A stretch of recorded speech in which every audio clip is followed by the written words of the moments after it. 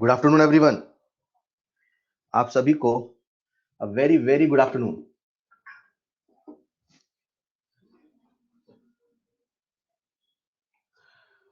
आप सभी को वेरी वेरी गुड आफ्टरनून। आप सबके सामने स्क्रीन पे नेक्स्ट क्लास का होमवर्क दिख रहा होगा। तो सबसे पहले अपन नेक्स्ट क्लास का होमवर्क देख लेते हैं। और हमेशा की तरह बच्चों, जब भी आप होमवर्क करें तो सीक्वेंस को मेंटेन रखें। Maintain sequence while doing homework. सबसे पहले आपको लेक्चर 3 को रिवाइज करना है, फिर केमिकल काइनेटिक्स के ही लेक्चर 1 से लेक्चर 3 को रिवाइज करना है। Illustration up to 6, beginner box up to 1 हो जाना चाहिए। Exercise 1 up to 39 except 37, right. मैंने आपको रिवीजन का होमवर्क सैटरडे को दे रखा था, मतलब जो संडे को करना था। आप में से बहुत सारे बच्चों ने कर लिया होगा। जिन्होंने नहीं किया उनसे रिक्वेस्ट बेटा, प्लीज आपको जितना होमवर्क दिया जा रहा है बस आप उतना करते चलो। अपने से कोई प्लानिंग नहीं करनी है, जैसा कहा जाए वैसा करते चलो। बच्चों, लास्ट क्लास में हम लोग बात कर रहे थे कुछ न्यूमेरिकल्स की, राइट।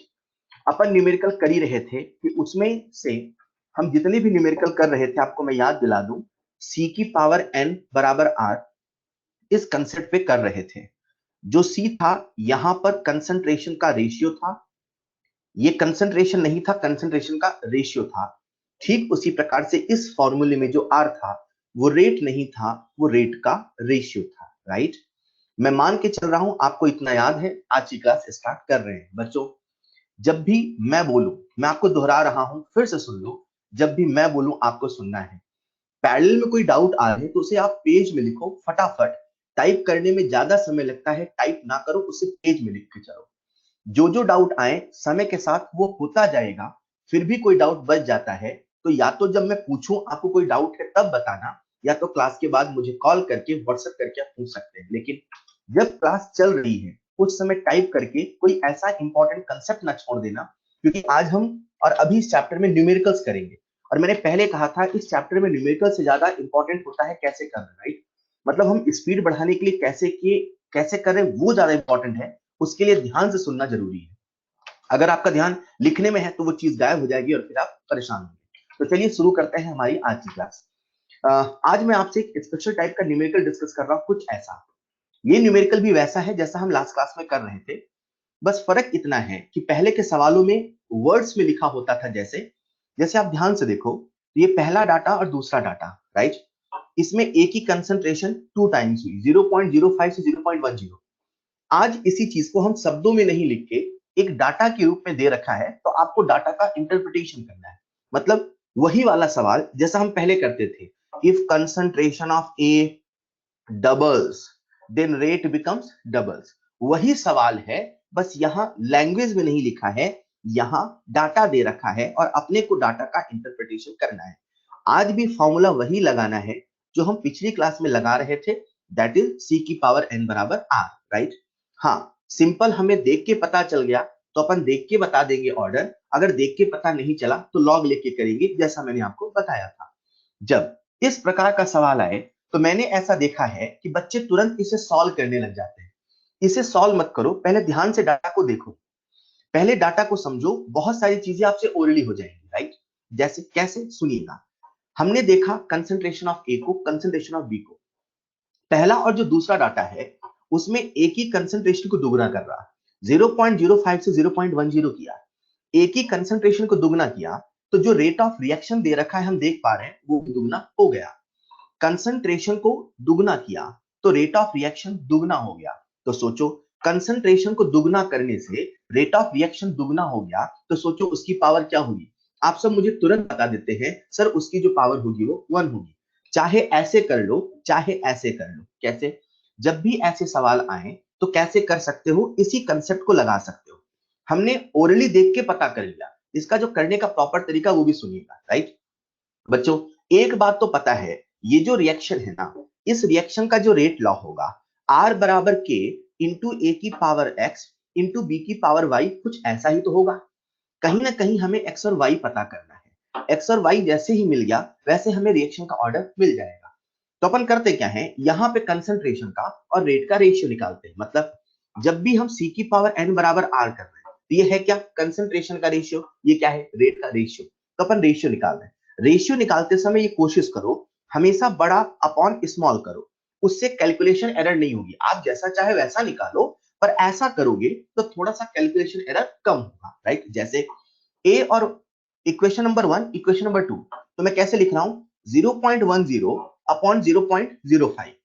बच्चों ये किसका डाटा है, ए का, तो ए की पावर क्या है, एक्स, तो मैंने लिख लिया एक्स। ठीक उसी प्रकार से आते हैं बी में, तो बड़ा अपॉन छोटा, यहां तो दोनों ही बराबर है, तो 0.05 की पावर y बराबर 2.4 इंटू 10 की पावर -3 अपॉन 1.2, मतलब मैं सीधे इसे लिख सकता हूं 2। ठीक है, ये इन सवालों को करने का बेसिक डिटेल तरीका है, कितना भी कठिन सवाल हो ऐसे करना, राइट।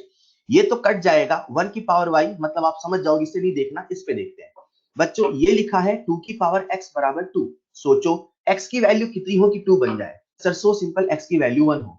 हमने जो ऐसे किया, इसे आप ओरली भी देख के बता सकते थे, सर a को दुगना किया, b को नहीं बदला, तो रेट दुगना हो गया, मतलब कंसंट्रेशन के दुगना होने से रेट दुगना हो रहा। सिंपल सा बात है कि पावर 1 है, ऑर्डर 1 है, मतलब x की वैल्यू कितनी आ गई, 1। चलो अब बात करते हैं y पे। जब भी कभी किसी कांस्टेंट की वैल्यू निकालो, तो ये कोशिश करो कि जिसकी पावर निकाल रहे हो उसका डाटा बदल रहा हो, और जिसकी पावर नहीं निकाल रहे उसका डाटा नहीं बदला। मतलब हम लोग अगर b की पावर निकाल रहे हैं, तो इक्वेशन नंबर 1 और 2 लेंगे, तो देखो आपने दोनों में चेंज नहीं हुआ, तो उससे लेने से कोई मतलब नहीं है, उससे y नहीं आने वाला। तो आप ऐसे डाटा का चयन करो जिसमें b बदल रहा हो पर a ना बदल रहा हो। मतलब आप मुझसे ये भी कह सकते हो, सर हम इन दोनों को ले लेते हैं और इन 2 और 3 को ले ले और इन दोनों को डिवाइड करें, क्या तब भी आएगा? हाँ बिल्कुल तब भी आएगा। पर अगेन हम सवालों को आसानी से सॉल्व करना चाहते हैं, क्यों हम इक्वेशन नंबर 2 और इक्वेशन नंबर 3 का डाटा ले, जब हमें साफ साफ दिख रहा है कि इक्वेशन नंबर 1 और 3 में बी को हमने दुगना किया और ए को चेंज नहीं किया, बी को दुगना किया, ए को चेंज नहीं किया, बी की कंसंट्रेशन को बदल रहे हैं, फिर भी अगर आप देखो 1 और 3 में रेट नहीं बदल रहा। बेटा कंसंट्रेशन को दुगना किया लेकिन फिर भी रेट नहीं बदला, कंसंट्रेशन को दुगना करने से रेट नहीं बदलता। हर बच्चा समझ जाएगा, सर कंसंट्रेशन को दुगना किया फिर भी रेट नहीं बदला, मतलब सिंपल सी बात है सर, जो y है वो तो 0 है। हम ओरली देख के भी कर सकते हैं, लेकिन फिर भी आपको सॉल्व करना है, तो कैसे सॉल्व करोगे, c की पावर n बराबर r से कंसंट्रेशन का रेशियो निकालो, रेट का रेशियो निकालो और पावर बताओ। पावर कभी देखने से पता चल जाता है, और बहुत कॉम्प्लेक्स सिचुएशन हुई तो लॉग लेना पड़ता है, इसके अलावा सवाल नहीं आता है, ना आएगा। बच्चों ऐसे सवालों को हम देखने से ही बता सकते हैं, बशर्ते आप डाटा को ध्यान से देखें। सवाल मिलते ही पेन न चलाओ, सबसे पहले डाटा को ध्यान से देखो। मैं एक बार फिर से रिपीट करता हूं कैसे हमने सोचा। बच्चों सबसे पहले हमने इक्वेशन नंबर 1 और इक्वेशन नंबर 2 को देखा। इक्वेशन नंबर 1 में हमने ए को दुगना किया, बी को चेंज नहीं किया, तो रेट दुगना हो गया। कंसंट्रेशन के दुगना होने से रेट दुगना हो रहा, मतलब एक बात तो पक्की है, वो डायरेक्टली प्रोपोर्शनल है, मतलब पावर 1। मतलब यहां से हमें पता चल गया जो x है उसकी वैल्यू है 1। फिर आते हैं b पर।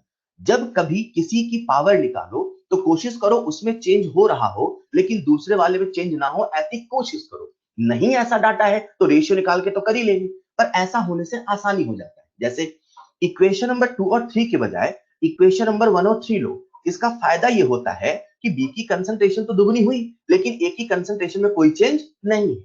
बी को दुगना किया फिर भी रेट में कोई चेंज नहीं आया। अरे कंसंट्रेशन के बदलने से अगर रेट नहीं बदल रहा, कंसंट्रेशन के बदलने से अगर रेट नहीं बदल रहा, सरल सी बात है कि बेटा उसकी जो पावर है वो 0 है। लो हमने x की वैल्यू निकाल ली, हमने y की वैल्यू निकाल ली, यहां से हमारे सामने बच्चों हो जाएगा r बराबर k इंटू a की पावर x यानी कि 1, b की पावर y यानी कि 0। ये हमने रेट लॉ लिख लिया। अगर कोई आपसे a की ऑर्डर पूछे तो आंसर होगा 1, अगर कोई आपसे b की ऑर्डर पूछे तो आंसर होगा 0, अगर कोई आपसे ओवरऑल ऑर्डर यानी कि n पूछे तो आंसर होगा 1 + 0 बराबर n 1। बच्चों इस सवाल में करने के लिए सबसे पहले आप डाटा को देखो। आई होप आप सब समझे हमने कैसे इसे आसानी से किया। इसी तर्ज पे अगला सवाल आप सबके सामने स्क्रीन पर है, जिसे आप अटेंड करेंगे। ये जो सवाल मैंने बहुत आसानी से सॉल्व किया, इसी सवाल का करने का एक डिटेल्ड मेथड है। इच्छा आपकी है, आप ऐसे करना चाहते हैं कि जैसा मैंने बताया वैसा करने चाहते हैं। क्लियर बच्चों, हमारे सामने इसी से मिलता जुलता अगला सवाल है, सभी लोग इसको अटेम्प्ट करेंगे। एक रिएक्शन दे रखी है A2 प्लस B2 से बना 2AB और कुछ डाटा दे रखा है। सभी लोग अटेम्प्ट करें। सबसे पहले ध्यान से डाटा को देखो, पेन मत चलाओ। सबसे पहले ध्यान से डाटा को देखो। और आज का रूल, इवन इस पूरे चैप्टर का रूल रहेगा, जब मैं बोलूंगा तो आप सब सुनेंगे।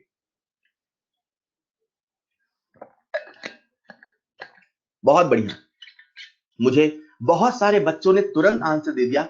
वेरी वेरी गुड बेटा, very very good.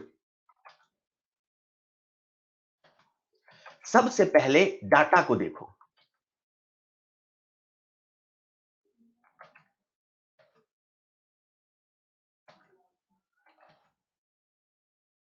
Alright, times up, समय समाप्त। अब मैं बोल रहा हूं, ध्यान से सुनेंगे। मैं बोल रहा हूं, ध्यान से सुनेंगे।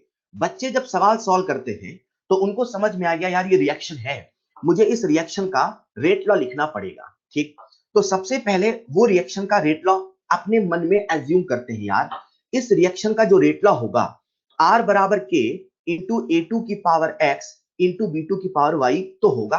कहीं ना कहीं अपने को एक्स और वाई निकालना है। चलो सबसे पहले डाटा को देखते हैं। सबसे पहले अपन ए को देखते हैं। ये है इक्वेशन नंबर 1 और ये है इक्वेशन नंबर 2। इक्वेशन नंबर 1 में हमने ए की कंसंट्रेशन को दुगना किया, 0.1 से 0.2 यानी कि दुगना किया। ए को दुगना कर रहे हैं लेकिन बी को चेंज नहीं कर रहे।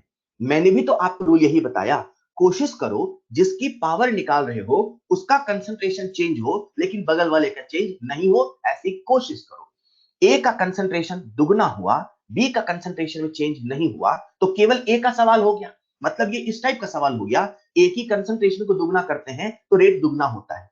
बच्चा जाने अनजाने में सवाल तो करता है, इसको दुगना करने से वो समझ जाता है 2.5 से 5 हुआ यानी कि रेट दुगना हुआ। यार कंसंट्रेशन को दुगना करने से रेट दुगना हो गया, मतलब डायरेक्टली प्रोपोर्शनल हो गया। बच्चा तुरंत समझ जाता है एक्स की वैल्यू 1 है, लेकिन जाने अनजाने वो एक गलती कर देता है। वो गलती क्या करता है बच्चों, सुनिएगा। आज यहां जो डाटा दे रखा है वो रेट ऑफ रिएक्शन का डाटा नहीं है, ये जो डाटा दे रखा है ये ए बी प्रोडक्ट का है। बच्चों हम जब कंपेयर करते हैं, हम जब रेट लॉ का एक्सप्रेशन लिखते हैं, आर बराबर के इंटू ए टू की power X into B to की पावर वाई लिखते हैं, तो ये जो आर होता है ना, ये रेट ऑफ रिएक्शन होता है, ये रेट ऑफ रिएक्टेंट नहीं होता, ये रेट ऑफ प्रोडक्ट नहीं होता। मतलब हमारा जो ये कंपैरिजन होता है, या मैंने आपको जो ट्रिक बताया सी की पावर एन बराबर आर, उसमें जो आर होता है वो रेट ऑफ रिएक्शन होता है। आज सवाल में हमें रेट ऑफ रिएक्शन गिवन नहीं है, हमें गिवन है rate of appearance of product. तो ऐसा करते हैं, अपन सबसे पहले रेट ऑफ रिएक्शन निकाल लेते हैं। तो रेट ऑफ रिएक्शन कैसे निकालेंगे बच्चों, इस रिएक्शन का जब मैं रेट ऑफ रिएक्शन का एक्सप्रेशन लिखूंगा तो कैसे लिखूंगा, R O D A two by one बराबर R O D B two by one बराबर R O A B by two. मतलब हमें जो रेट दिया है वो प्रोडक्ट का दिया है, लेकिन हमें चाहिए रिएक्शन का रेट। तो जो रिएक्शन का रेट होगा उसमें by two by two by two होगा। पर क्योंकि आप लोग इस सवाल में हर जगह निकालते हो रेशियो, राइट, आप लोग इस सवाल में हर जगह निकालते हो रेशियो, तो ये 2 से 2 कट जाता है तो आपको अंतर पता नहीं चलता। आपको अंतर पता नहीं चलता इसका मतलब ये नहीं कि जो डाटा दिया है आप उसी में लेके सॉल्व करो। हाँ, आपको पता होना चाहिए कि आज अंतर पता क्यों नहीं चल रहा। जब आप रेट ऑफ रिएक्शन लिख रहे हो तो अपॉन टू यहां भी आएगा, यहां भी आएगा, यहां भी आएगा, और अंत में जब आप रेशियो निकालते हो रेट का तो 2 से 2 कैंसिल हो जाता है, तो ऐसा लगता है कि 2 होने से ना होने से कोई फर्क नहीं पड़ा। लेकिन कभी कभी सवाल में फर्क पड़ता है, इसलिए डाटा को ध्यान से देखें। फिलहाल अभी रेट ऑफ अपीयरेंस दे रखा है, उसे हम सिंपली रेट ऑफ रिएक्शन मान लेते हैं और सॉल्व कर लेते हैं, राइट। तो बच्चों कैसे सॉल्व करेंगे फिर से सुनिएगा। हमने ए की कंसंट्रेशन को दुगना किया तो रेट दुगना हो गया। कंसंट्रेशन को दुगना करने से रेट दुगना हो गया, हमने सर देख के सीधे बता दिया एक्स की वैल्यू 1। किसकी कंसंट्रेशन दुगना हुई, A2 की, तो किसकी पावर पता चलेगी, A2 की, मतलब x की वैल्यू कितनी आई, 1। चलो पता करते हैं y। अब y किसकी पावर है, B2 की, तो B2 के डाटा को देखो, जिसका पावर निकाल रहे हो कोशिश करो उसका कंसंट्रेशन तो चेंज हो लेकिन जो दूसरा वाला है उसका कंसंट्रेशन चेंज ना हो, ऐसी कोशिश करो। कल को अगर कभी कोई सवाल ऐसा आ गया कि सबका डाटा बदला है, A2 भी बदला है, B2 भी बदला है, या 2 टाइम 3 टाइम, तो जैसा मैंने शुरुआत में बताया प्रॉपर रेशियो लेना पड़ेगा, प्रॉपर सॉल्व करना पड़ेगा। देखते से पावर पता चले तो ठीक है, वरना लॉग लेके सॉल्व करना पड़ेगा। वो इस टॉपिक का सबसे हाई लेवल का सवाल होता है जो आपके एग्जाम में नहीं आता है। फिलहाल हमने x की वैल्यू तो पता कर ली, चलो पता करते हैं b2 मतलब की पावर मतलब y। b को देखते हैं तो अपन को b का डाटा ऐसा लेना है जिसमें b तो बदल रहा हो लेकिन a बदल नहीं रहा हो। साफ साफ दिख गया इक्वेशन नंबर 2 और 3। 0.1 से 0.2 हुआ यानी कि दुगना हुआ। बी की कंसंट्रेशन को दुगना किया और ए की कंसंट्रेशन को चेंज नहीं किया। बी की कंसंट्रेशन को दुगना किया तो पता चला जो रेट है 5 से 10 यानी कि वो भी दुगना हुआ। कंसंट्रेशन के दुगना होने से रेट दुगना होता है। साफ साफ हमें पता चल गया सर y बराबर 1 है, x बराबर 1 है। सर एक बात तो पक्की है, इस रिएक्शन का जो रेट लॉ है k इंटू a2 की पावर 1 इंटू b2 की पावर 1 है, मतलब इस रिएक्शन का जो ऑर्डर है वो 2 है। बच्चों ये सवाल ओरली हो जाते हैं बशर्ते आप डाटा को ध्यान से देखो। लेकिन सबसे पहली गलती आपने कहां करी, रेट ऑफ रिएक्शन नहीं देखा। दूसरी गलती आप क्या करते हो, सवाल आपसे रेट लॉ नहीं पूछा है, सवाल आपसे रेट लॉ नहीं पूछा है, सवाल आपसे ऑर्डर नहीं पूछा है, सवाल आपसे रेट कांस्टेंट पूछा है। अब ये कैसे निकाले? बच्चों मुझे एक बात बताओ, क्या हमने इस रिएक्शन का रेट लॉ लिख लिया? लिख लिया। इस रिएक्शन का जो हमने रेट लॉ लिखा बच्चों, R बराबर K इंटू A2 की पावर 1 इंटू B2 की पावर 1, ऐसा ही तो लिखा। ऑलराइट, ये जो R है ये है क्या? सर ये है रेट ऑफ रिएक्शन और ये K क्या है? Rate constant. और ये A2 क्या है? सर A2 है कंसंट्रेशन ऑफ रिएक्टेंट उस समय जब रेट ऑफ रिएक्शन ये है। मतलब जिस समय की रेट ऑफ रिएक्शन लिख रहे हो उसी समय की कंसंट्रेशन A2 की B2 की पुट करोगे। जिस समय की, जिस एक्सपेरिमेंट की आप रेट ऑफ रिएक्शन की वैल्यू पुट करोगे उसी समय का A2 का डाटा पुट करोगे, उसी समय का B2 का डाटा पुट करोगे। चलो इनमें से कोई एक डाटा पुट कर लेते हैं। मैं कुछ लिखूंगा, आप मुझे गलती बताना तो मैं समझ जाऊंगा आप समझे कि नहीं समझे। बच्चों हम ये पहली वाली इक्वेशन को सेलेक्ट करते हैं, राइट। पहली वाली इक्वेशन में रेट ऑफ रिएक्शन दे रखा है 2.5 इंटू 10 की पावर -4 इंटू के इंटू A2 का कंसंट्रेशन है 0.1, B2 का कंसंट्रेशन 0.1। बच्चों जो मैंने लिखा है ये सही है कि इसमें कुछ कमी है? इसमें कुछ कमी है कि सही है? अरे सर आपने जो लिखा वो तो रेट ऑफ अपीयरेंस है, हमें रेट ऑफ रिएक्शन लिखना है। बच्चों अभी मैंने आपको जस्ट बताया कि इसका जो रेट ऑफ रिएक्शन होगा वो बाई 2 करके होगा। मतलब अब इस डाटा से जब आप के की वैल्यू निकालोगे तो वो एग्जैक्टली सही आएगा। आप सभी सॉल्व करें, मुझे बताएं के कितना आता है। आप सभी सॉल्व करें, मुझे बताएं कि कितना आता है। बहुत बढ़िया। जब आप इसको सॉल्व करते हैं बच्चों तो यहां से जो के की वैल्यू आती है 1.25 इंटू 10 की पावर -2, 1.25 इंटू 10 की पावर -2। इसका जो प्रिंटेड सोल्यूशन है इसमें करेक्शन कर लीजिएगा, ये है 1.25 इंटू 10 की पावर -2, राइट। जैसा कि मैंने आपको बताया ये जो सवाल है, सवाल में हमने कहां कहां कंसेप्ट देखा। एक रेट ऑफ अपीयरेंस दिया है, अगर रेट ऑफ रिएक्शन होता तो हम सीधे उससे सॉल्व करते और आंसर वही होता जो यहाँ प्रिंटेड है।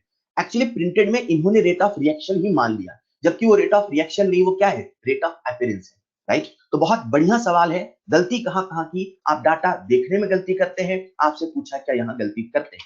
बच्चों आपके मॉड्यूल में जितने सवाल हैं जैसा मैंने आपको सिखाया सारे सवाल ओरली होंगे।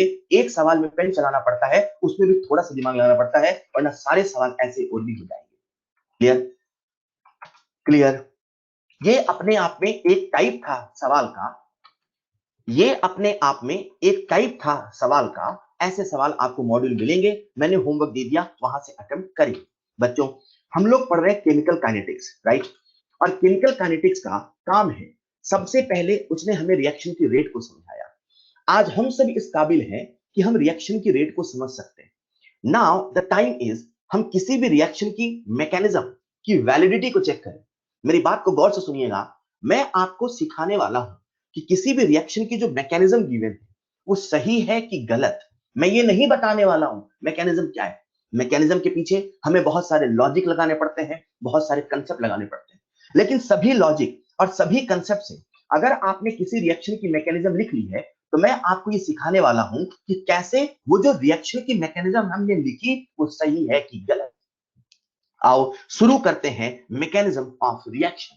हेलो, मैं मैकेनिज्म लिखना नहीं सिखा रहा हूं, जो मैकेनिज्म आपने लिखी है अपने लॉजिक से, अपने कंसेप्ट से, वो सही है कि नहीं मैं वो बताने जा रहा हूं। बच्चों अगर हमें मैकेनिज्म को सीखना है तो सबसे पहले हमें क्लासिफिकेशन ऑफ रिएक्शन को समझना पड़ेगा on the basis of mechanism. सबसे पहले हमें यह समझना पड़ेगा कि जितनी रिएक्शंस हैं हमारे सामने, उन सभी रिएक्शंस को हम कितनी तरीके से क्लासिफाई कर सकते हैं on the basis of mechanism. दो तरीके से, या तो मैकेनिज्म होगी या तो नहीं होगी, खेल खत्म। मैकेनिज्म के बेसिस पे अगर हम सभी रिएक्शंस को क्लासिफाई करें तो दो तरीके से क्लासिफाई करेंगे, या तो मैकेनिज्म होगी या तो नहीं होगी। सर, ये मैकेनिज्म होता क्या है? किसी की होने का तरीका ही मैकेनिज्म होता है। ए से बना डी, तो ए से डी बनने का क्या तरीका है, क्या लॉजिक है, क्या स्टेप है, यही उसका मैकेनिज्म। तो किसी रिएक्शन का मैकेनिज्म या तो होगा या तो नहीं होगा। उसी को टेक्निकल शब्दों में हम ऐसे कहते हैं, जो रिएक्शन होती है वो दो प्रकार की होती है, या तो एलिमेंट्री रिएक्शन होगी या तो कॉम्प्लेक्स रिएक्शन होगी। आओ एक एक करके समझते हैं ये क्या होती है। सबसे पहले मैं आपको बताने वाला हूं एलिमेंट्री रिएक्शन। एलिमेंट्री रिएक्शन को हम लोग सिंपल रिएक्शन भी बोलते हैं, हम लोग सिंगल स्टेप रिएक्शन भी बोलते हैं।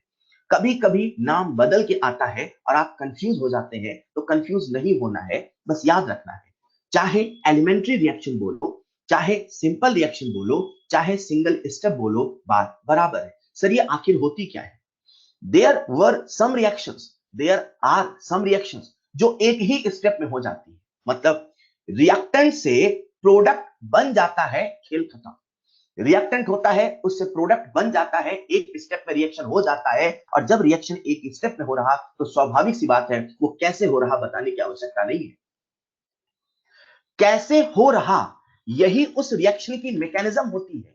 लेकिन रिएक्शन की मैकेनिज्म हमेशा हो ऐसा कोई जरूरी नहीं होता है। There are some reactions known as single step reaction or more technical simple reaction or more technical elementary reactions, जो एक ही स्टेप में होती हैं। इन्हीं की से मैकेनिज्म की आवश्यकता नहीं होती। बच्चों में आपको एक बड़ी शानदार बात बताता हूं एलिमेंट्री के बारे में। अगर हमारे सामने ये रिएक्शन जो लिखी है ये एलिमेंट्री है, अगर ये रिएक्शन एलिमेंट्री है, अगर ये रिएक्शन एलिमेंट्री है, तो एक्सपेरिमेंट करके जब आप इसका रेट लॉ लिखोगे तो वो जो रेट लॉ आएगा, R बराबर के इंटू ए की पावर 1, इसका स्टोइचियोमेट्री कितना है 1, इसका स्टोइचियोमेट्री कितना है 1, तो उसका जो रेट लॉ आएगा R बराबर के इंटू ए की पावर 1 इंटू बी की पावर 1, ऐसा ही आएगा। मतलब अगर किसी रिएक्शन की जो कि एलिमेंट्री है का रेट लॉ लिख जाएगा, तो उसमें जो रिएक्टेंट का पावर है वो स्टोइचियोमेट्रिक कोफिशिएंट के बराबर आएगा। मतलब आप ऐसा भी सोच सकते हो, मैंने कहा एक रिएक्शन है ए प्लस बी से बना सी प्लस डी। मैंने कहा मान लो ये रिएक्शन एलिमेंट्री है। जिस वक्त मैंने कहा ये रिएक्शन एलिमेंट्री है, उस वक्त आपको इसका एक्सपेरिमेंट करने की आवश्यकता नहीं है। आप सीधे लिख दोगे सर इस रिएक्शन का जो रेट लॉ है ना वो ए की पावर ए इंटू बी की पावर बी है। क्यों? इसका जो पावर है वो वही होगा जो इसका स्टोइचियोमेट्रिक कोफिशिएंट है। ऐसा तभी तक होता है जब तक वो एलिमेंट्री होता है। बच्चे यहां पर दिमाग में एक गलत कंसेप्ट बना लेते हैं। वो कंसेप्ट क्या है जरा सुनिएगा। उन्हें क्या लगता है यार, जो एलिमेंट्री रिएक्शन होती है, उन्हें क्या लगता है यार, जो एलिमेंट्री रिएक्शन होती है उसका जो रेट लॉ होता है उसमें जो पावर होता है वो स्टोइचियोमेट्रिक कोफिशिएंट के बराबर होता है।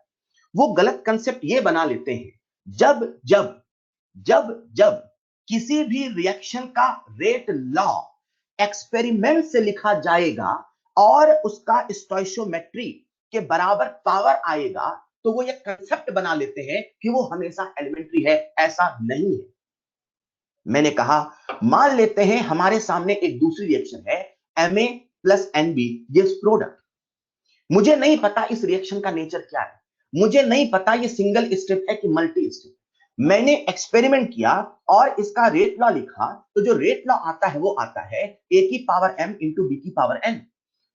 जैसे ही इसका रेट लॉ आया और इसका पावर हमने मैच कराया तो स्टोइचियोमेट्रिक कोफिशिएंट के बराबर आता है। तो बच्चों को लगता है सर अरे ये तो एलिमेंट्री है। नहीं, कोई जरूरी नहीं है। मेरी बात को समझना, एलिमेंट्री है तो पावर स्टोइचियोमेट्रिक के बराबर आएगा, जरूरी है। पावर स्टोइचियोमेट्रिक के बराबर आया है, एलिमेंट्री है, कोई जरूरी नहीं है। मतलब अगर एलिमेंट्री बोल के आपसे रेट लॉ लिखाए तो गारंटी है उसकी पावर स्टोइचियोमेट्री आएगी। पर अगर आपने एक्सपेरिमेंट करके रेट लॉ लिखा है और फिर आपसे पूछता है बताओ ये एलिमेंट्री है कि नहीं है, हो भी सकता है, नहीं भी हो सकता है। मे और मे नॉट बी एलिमेंट्री, मे और मे नॉट बी एलिमेंट्री। मतलब किसी रिएक्शन का रेट लॉ लिखा है और उसका जो पावर है वो स्टोइचियोमेट्री के बराबर है, और आपसे पूछे क्या ये एलिमेंट्री है, तो ना कह देना हाँ ये एलिमेंट्री है। हो भी सकता है, नहीं भी हो सकता, लेकिन अगर एलिमेंट्री बोल के आपसे बोले रेट लॉ लिखो, तो गारंटी है उसका जो पावर है स्टोइचियोमेट्री के बराबर होगा। मतलब अगर कोई रिएक्शन एलिमेंट्री है तो उसका रेट लॉ लिखना तो बड़ा आसान है, एक्सपेरिमेंट करने का झंझट नहीं है। बच्चों मैं आपको बताऊं, जो ये एलिमेंट्री रिएक्शन होती है, जो ये एलिमेंट्री रिएक्शन होती है, इनका जो ऑर्डर होता है, ऑर्डर तो हमेशा ही ये जो पावर होता है उसके एडिशन के बराबर है। मतलब अगर ये एलिमेंट्री रिएक्शन है और कोई मुझसे इसका ऑर्डर यानी कि n पूछता है, तो मैं क्या कहूंगा, a plus B. Listen carefully, ये जो a प्लस बी है, पहले कल की क्लास में जीरो होता था, फ्रैक्शन होता था, किसी के रिस्पेक्ट में निगेटिव होता था, लेकिन अगर ये एलिमेंट्री रिएक्शन है तो इसका जो ऑर्डर है वो जीरो नहीं हो सकता, वो निगेटिव नहीं हो सकता, वो फ्रैक्शनल नहीं हो सकता, नहीं हो सकता। कहने को तो ऑर्डर कुछ भी हो सकता है, कहने को तो ऑर्डर कुछ भी हो सकता है, मगर अगर वो एलिमेंट्री रिएक्शन है तो ऑर्डर कुछ भी नहीं हो सकता। अच्छा, मतलब सवाल हमसे पूछे, order of a reaction can be zero, yes it can be. Order of a reaction can be fraction, yes it can be. Order of a reaction can be positive integer, yes it can be. लेकिन सवाल अगर ऐसे पूछे, order of an elementary reaction, it cannot be zero, it cannot be fraction, it cannot be negative, जिसका feel मैं कुछ ही देर में दूंगा, कुछ ही देर में दूंगा, राइट। अभी इसे एज अ फैक्ट मान लो, हाँ ठीक है साहब नहीं होगा, मान लिया। मतलब कहने को तो ऑर्डर कुछ भी होगा, पर अगर वो एलिमेंट्री रिएक्शन है तो कुछ भी नहीं होगा, मैं कुछ ही देर में फील दूंगा, इसे एज अ फैक्ट मान लो। इसी तर्ज पे बच्चों मैंने यहाँ पे एक पॉइंट लिखा है, zero order reaction can never be elementary reaction. मतलब अगर किसी रिएक्शन का ऑर्डर, अगर किसी रिएक्शन का ऑर्डर जीरो है तो वो कभी एलिमेंट्री नहीं हो सकती। मतलब मैंने आपके सामने एक रिएक्शन लिखी, ए से बना पी, और मैंने एक्सपेरिमेंट करके पता चला कि इसका जो रेट लॉ है वो रेट लॉ आता है के इंटू ए की पावर जीरो।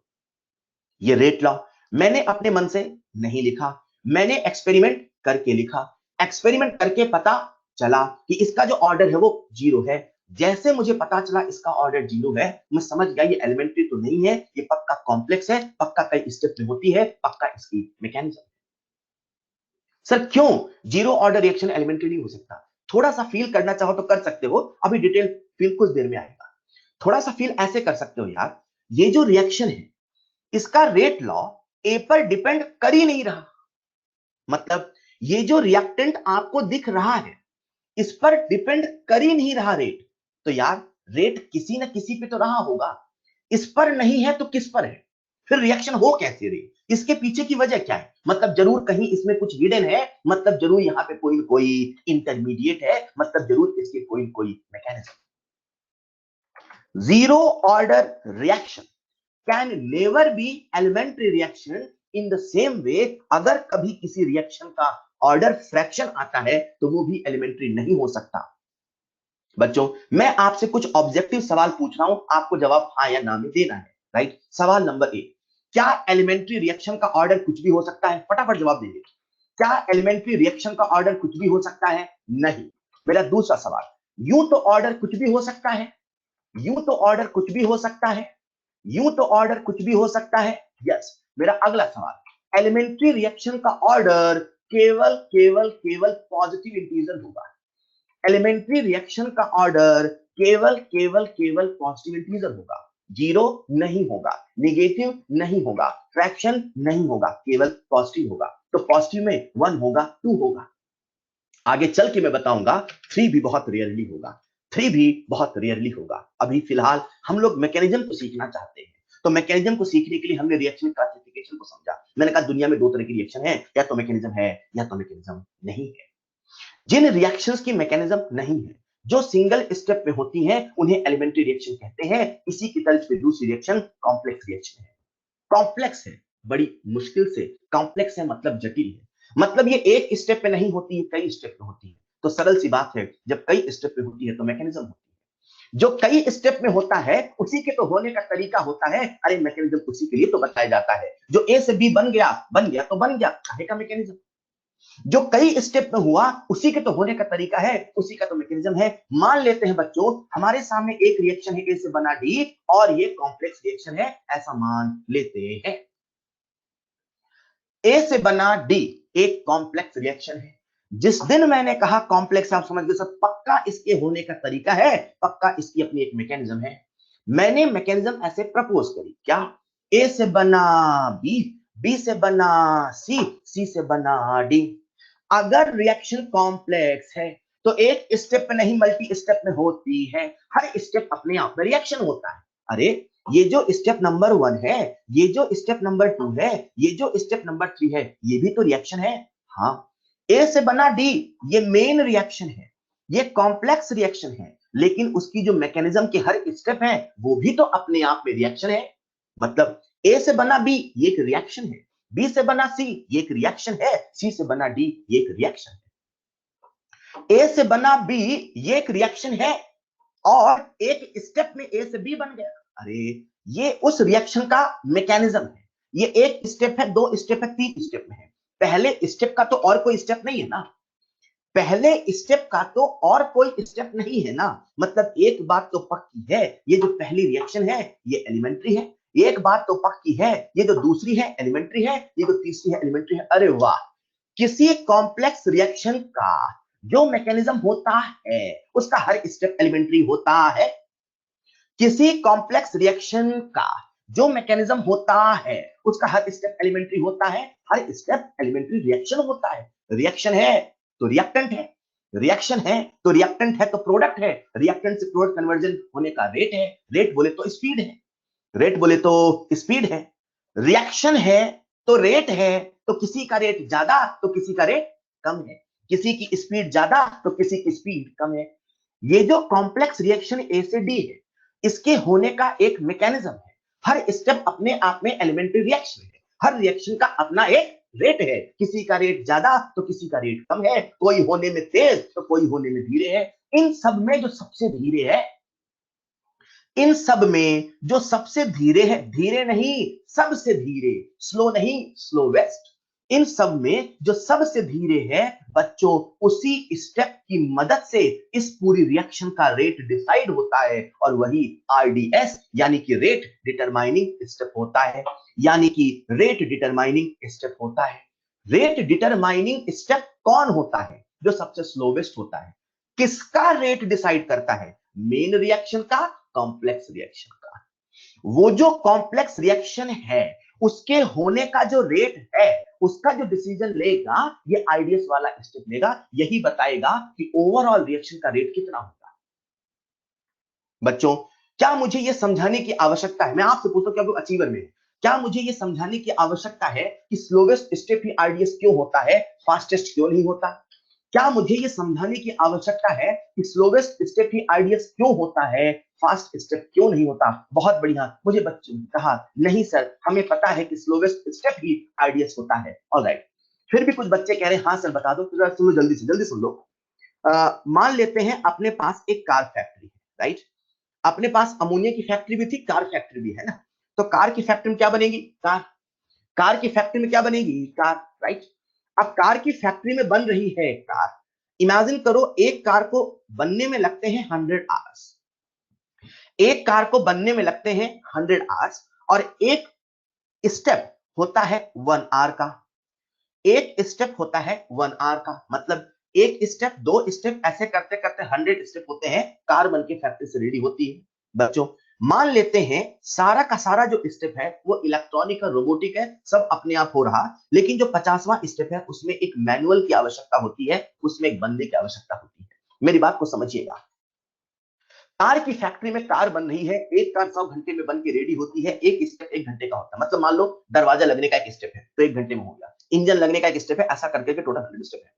लेकिन जो 50वां स्टेप है वो मैनुअल है, उसमें एक बंदे की आवश्यकता है, राइट? वो जो बंदा है जो हर दिन अपना काम 1 घंटे में करता था, जो हर दिन अपना काम 1 घंटे में करता था, उस दिन उसकी तबीयत खराब हो गई।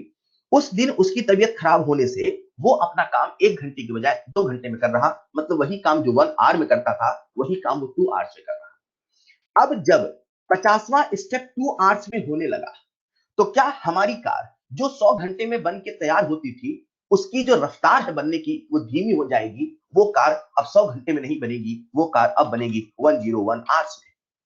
क्लियर? मतलब कार के बनने का पूरा रेट किसने डिसाइड कर दिया? सर स्लोवेस्ट स्टेप ने, आरडीएस। एक बच्चा मुझसे डाउट पूछता है, हाँ सर समझ में आता है कि जो स्लोवेस्ट स्टेप है वो आरडीएस होता है। आपने कहा उस बंदे की तबीयत खराब है तो जो काम 1 घंटे में करता था उसे 2 घंटे में कर दिया, तो आज पूरी कार का बनने का जो रेट है वो कम हो गया। तो बच्चा मुझसे डाउट ही पूछता है, सर मान लो वो जो बंदा है वो ग्लूकोज खा के आया है। सर वो जो बंदा है वो ग्लूकोज खा के आया है, तो जो काम वो 1 घंटे में करता था मान लो आधे घंटे में कर दिया। सर अब जो कार 100 घंटे में बन के तैयार होती थी वो कार 99.5 आवर्स में बाहर नहीं आ जाएगी। तो ऐसा नहीं हुआ कि जो 50वां स्टेप था उसके जल्दी होने से कार का बनना जल्दी हो गया, ऐसा नहीं हुआ। मैंने कहा नहीं ऐसा नहीं हुआ, नहीं ऐसा नहीं हुआ। सर ऐसा क्यों नहीं हुआ? इसे एक दूसरे एग्जांपल से समझते हैं बच्चों। मान लेते हैं आपकी जो पहली क्लास है, राइट? मान लेते हैं आपकी जो पहली क्लास है उसका टाइम है छूटने का, क्या टाइम है? 4:55 है ना? आपकी जो पहली क्लास है पल भर के लिए मान लेते हैं वो 4:55 पीएम पर छूटती है। क्लियर? पल भर के लिए मान लो मैंने वो क्लास 4:55 पे ना छोड़ के 5:10 पे छोड़ी थी, ऐसा मान लो, राइट? 5:10 पे छोड़ी जैसे मैंने वो पहली क्लास, तो क्या जो अगली क्लास है वो लेट हो जाएगी? बिल्कुल लेट होगी। अगर स्टेप स्लो हो गया तो बाकी सारे स्टेप स्लो हो जाएंगे, ये पक्की बात है। लेकिन वहीं पर इमेजिन करो वो क्लास जो मैंने 4:55 पे लीव करनी थी मैंने 4:40 पीएम पे लीव कर दी, मतलब 4:40 पे लीव कर दी। जैसे ही मैंने क्लास पहली छोड़ दी तो क्या अगली क्लास जल्दी शुरू हो जाएगी? इसकी कोई गारंटी है? मैंने क्लास पहले छोड़ दी या पहली क्लास आपकी जल्दी लीव हो गई तो क्या अगली क्लास जल्दी स्टार्ट हो जाएगी? कोई गारंटी है? बिल्कुल नहीं। किसी के जल्दी होने से बाकी सारे स्टेप हो जल्दी कोई जरूरी नहीं है, लेकिन हाँ किसी के स्लो होने से बाकी सब स्लो होगा, ये गारंटी है। स्लो होने से बाकी सब स्लो होगा, ये गारंटी है। इसीलिए जो स्लोवेस्ट स्टेप होता है वो आरडीएस होता है, लेकिन जो फास्टेस्ट स्टेप होता है वो आरडीएस नहीं होता। खैर हम समझ गए कि अगर कोई रिएक्शन मैकेनिज्म होगी, अगर कोई रिएक्शन कॉम्प्लेक्स होगी तो उसकी मैकेनिज्म होगी, मैकेनिज्म का जो स्लोवेस्ट स्टेप होगा वही आरडीएस होगा, वही रेट डिटरमाइनिंग स्टेप होगा। अब जो मैं कहने वाला हूं सुनिएगा, इस कॉम्प्लेक्स रिएक्शन का अगर मैकेनिज्म गिवन है और उसका जो स्लोवेस्ट स्टेप है, स्लोवेस्ट स्टेप की मदद से ही रेट लॉ लिखा जाएगा। मतलब ये जो रिएक्शन आपके सामने गिवन थी, इस रिएक्शन का जो स्टेप नंबर 2 है दैट इज बी से बना सी, ये स्लोवेस्ट है। तो अगर मुझे इस मेन रिएक्शन का, अगर मुझे इस मेन रिएक्शन का रेट लॉ लिखना है तो मैं रेट लॉ सबसे स्लोवेस्ट यानी आरडीएस से लिखूंगा। तो बच्चों जो आरडीएस है क्या वो एलिमेंट्री है? हाँ है। तो अगर वो एलिमेंट्री है तो उसका जो रेट लॉ होगा क्या आर बराबर के इंटू बी की 1 ऐसा ही होगा? बोलो, क्या उसका जो रेट लॉ होगा आर बराबर के इंटू बी की पावर 1 ऐसा ही होगा? रूल कहता है अगर मैकेनिज्म गिवन है तो उसका जो सबसे स्लोवेस्ट स्टेप है वही आरडीएस है, और रिएक्शन का जो रेट लॉ है वो आरडीएस से लिखा जाएगा। Rate law will be written using RDS step, लेकिन इसमें एक शर्त है, इसमें एक कंडीशन है। आरडीएस वाले स्टेप से रेट लॉ लिखना, जरूर लिखना, पर इस बात का ध्यान रखना कि उसमें कोई इंटरमीडिएट प्रेजेंट ना हो। आरडीएस वाले स्टेप से रेट लॉ लिखना, जरूर लिखना, पर पर पर इस बात का ध्यान रखना कि उसमें कोई इंटरमीडिएट ना हो। बच्चा मुझसे पूछता है सर इंटरमीडिएट होता क्या है, उसकी पहचान हम करें कैसे? इंटरमीडिएट जो मेन रिएक्शन में ना हो, जो मेन रिएक्शन में ना हो लेकिन मैकेनिज्म में हो। मतलब अगर हम मेन रिएक्शन को देखें तो मेन रिएक्शन है ए से बना डी, इसमें ए है डी है। क्या मेन रिएक्शन में कहीं कोई स्पीशीज बी है? ना। क्या मेन रिएक्शन में कहीं कोई स्पीशीज सी है? ना। मतलब ये बी और सी रिएक्शन के दौरान बनते हैं, बन के खत्म होते हैं। ए से डी बनता है, ये रिएक्शन के दौरान बनते हैं, यानी कि ये इंटरमीडिएट है। सर इंटरमीडिएट की पहचान क्या है?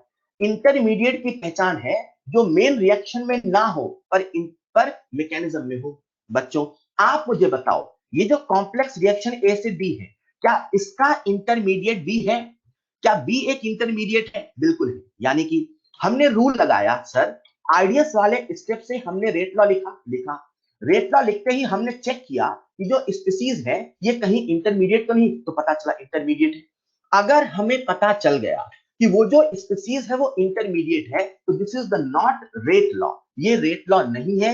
रेट लॉ कभी इंटरमीडिएट के फॉर्म में नहीं लिखा जाता, रेट लॉ कभी इंटरमीडिएट के फॉर्म में नहीं लिखा जाता। लेकिन सर बन तो गया, आप क्या करें, आर बराबर के इंटू बी की पावर 1 बन गया, आप क्या करें, अगर कभी आपने किसी कॉम्प्लेक्स रिएक्शन का रेट लॉ लिखा है एक्सपेरिमेंट करके नहीं मैकेनिज्म से, एक्सपेरिमेंट करके नहीं मैकेनिज्म से, तो वो आइडियस से लिखा जाएगा और वही रेट लॉ कब कहलाएगा, जब उसमें इंटरमीडिएट नहीं हो। अगर उसमें इंटरमीडिएट है तो उसे हटाया जाएगा, अगर उसमें इंटरमीडिएट है तो उसे हटाया जाएगा। सर कैसे हटाएं, पकड़ के हटा दो, ऐसे कैसे पकड़ के हटा दो सर। अब इसे हटाना कैसे, लिसन केयरफुली, जब कभी रेट लॉ के एक्सप्रेशन में इंटरमीडिएट प्रेजेंट होता है तो इंटरमीडिएट को हटाना होता है with the help of fast step. Fast step की मदद से हमें हटाना पड़ता है इंटरमीडिएट को। कैसे, मैं इसे एक एग्जांपल की मदद से आपको क्रिस्टल क्लियर करता हूं, मुझे आप सबका पूरा ध्यान चाहिए। राइट बच्चों, हमारे सामने एक रिएक्शन लिखी है, 2O3 से बना 3O2, एक रिएक्शन है, बड़ा फेमस एग्जांपल है, इससे बहुत सारे पॉइंट आने वाले हैं। मुझे इस रिएक्शन का ऑर्डर बताना है। ऑब्वियस सी बात है, अगर हमें ऑर्डर बताना है तो हमें रेट लॉ लिखना पड़ेगा। लेकिन रेट लॉ, आज जैसा सवाल हम पहले करते थे एक्सपेरिमेंटल, वैसा डाटा नहीं गिवन है, आज मैकेनिज्म गिवन है और मैकेनिज्म से रेट लॉ लिखना है। क्लियर, मतलब आप ऐसा सोच सकते हो कि अपने पास रेट लॉ लिखने के दो तरीके आ गए, एक या तो मैकेनिज्म वाला है, एक या तो वो एक्सपेरिमेंटल डाटा है। तो वहां सी की पावर n बराबर r है, यहां मैकेनिज्म गिवन है, अब कैसा लिख हम यहां पे भी रेट लॉ रहे।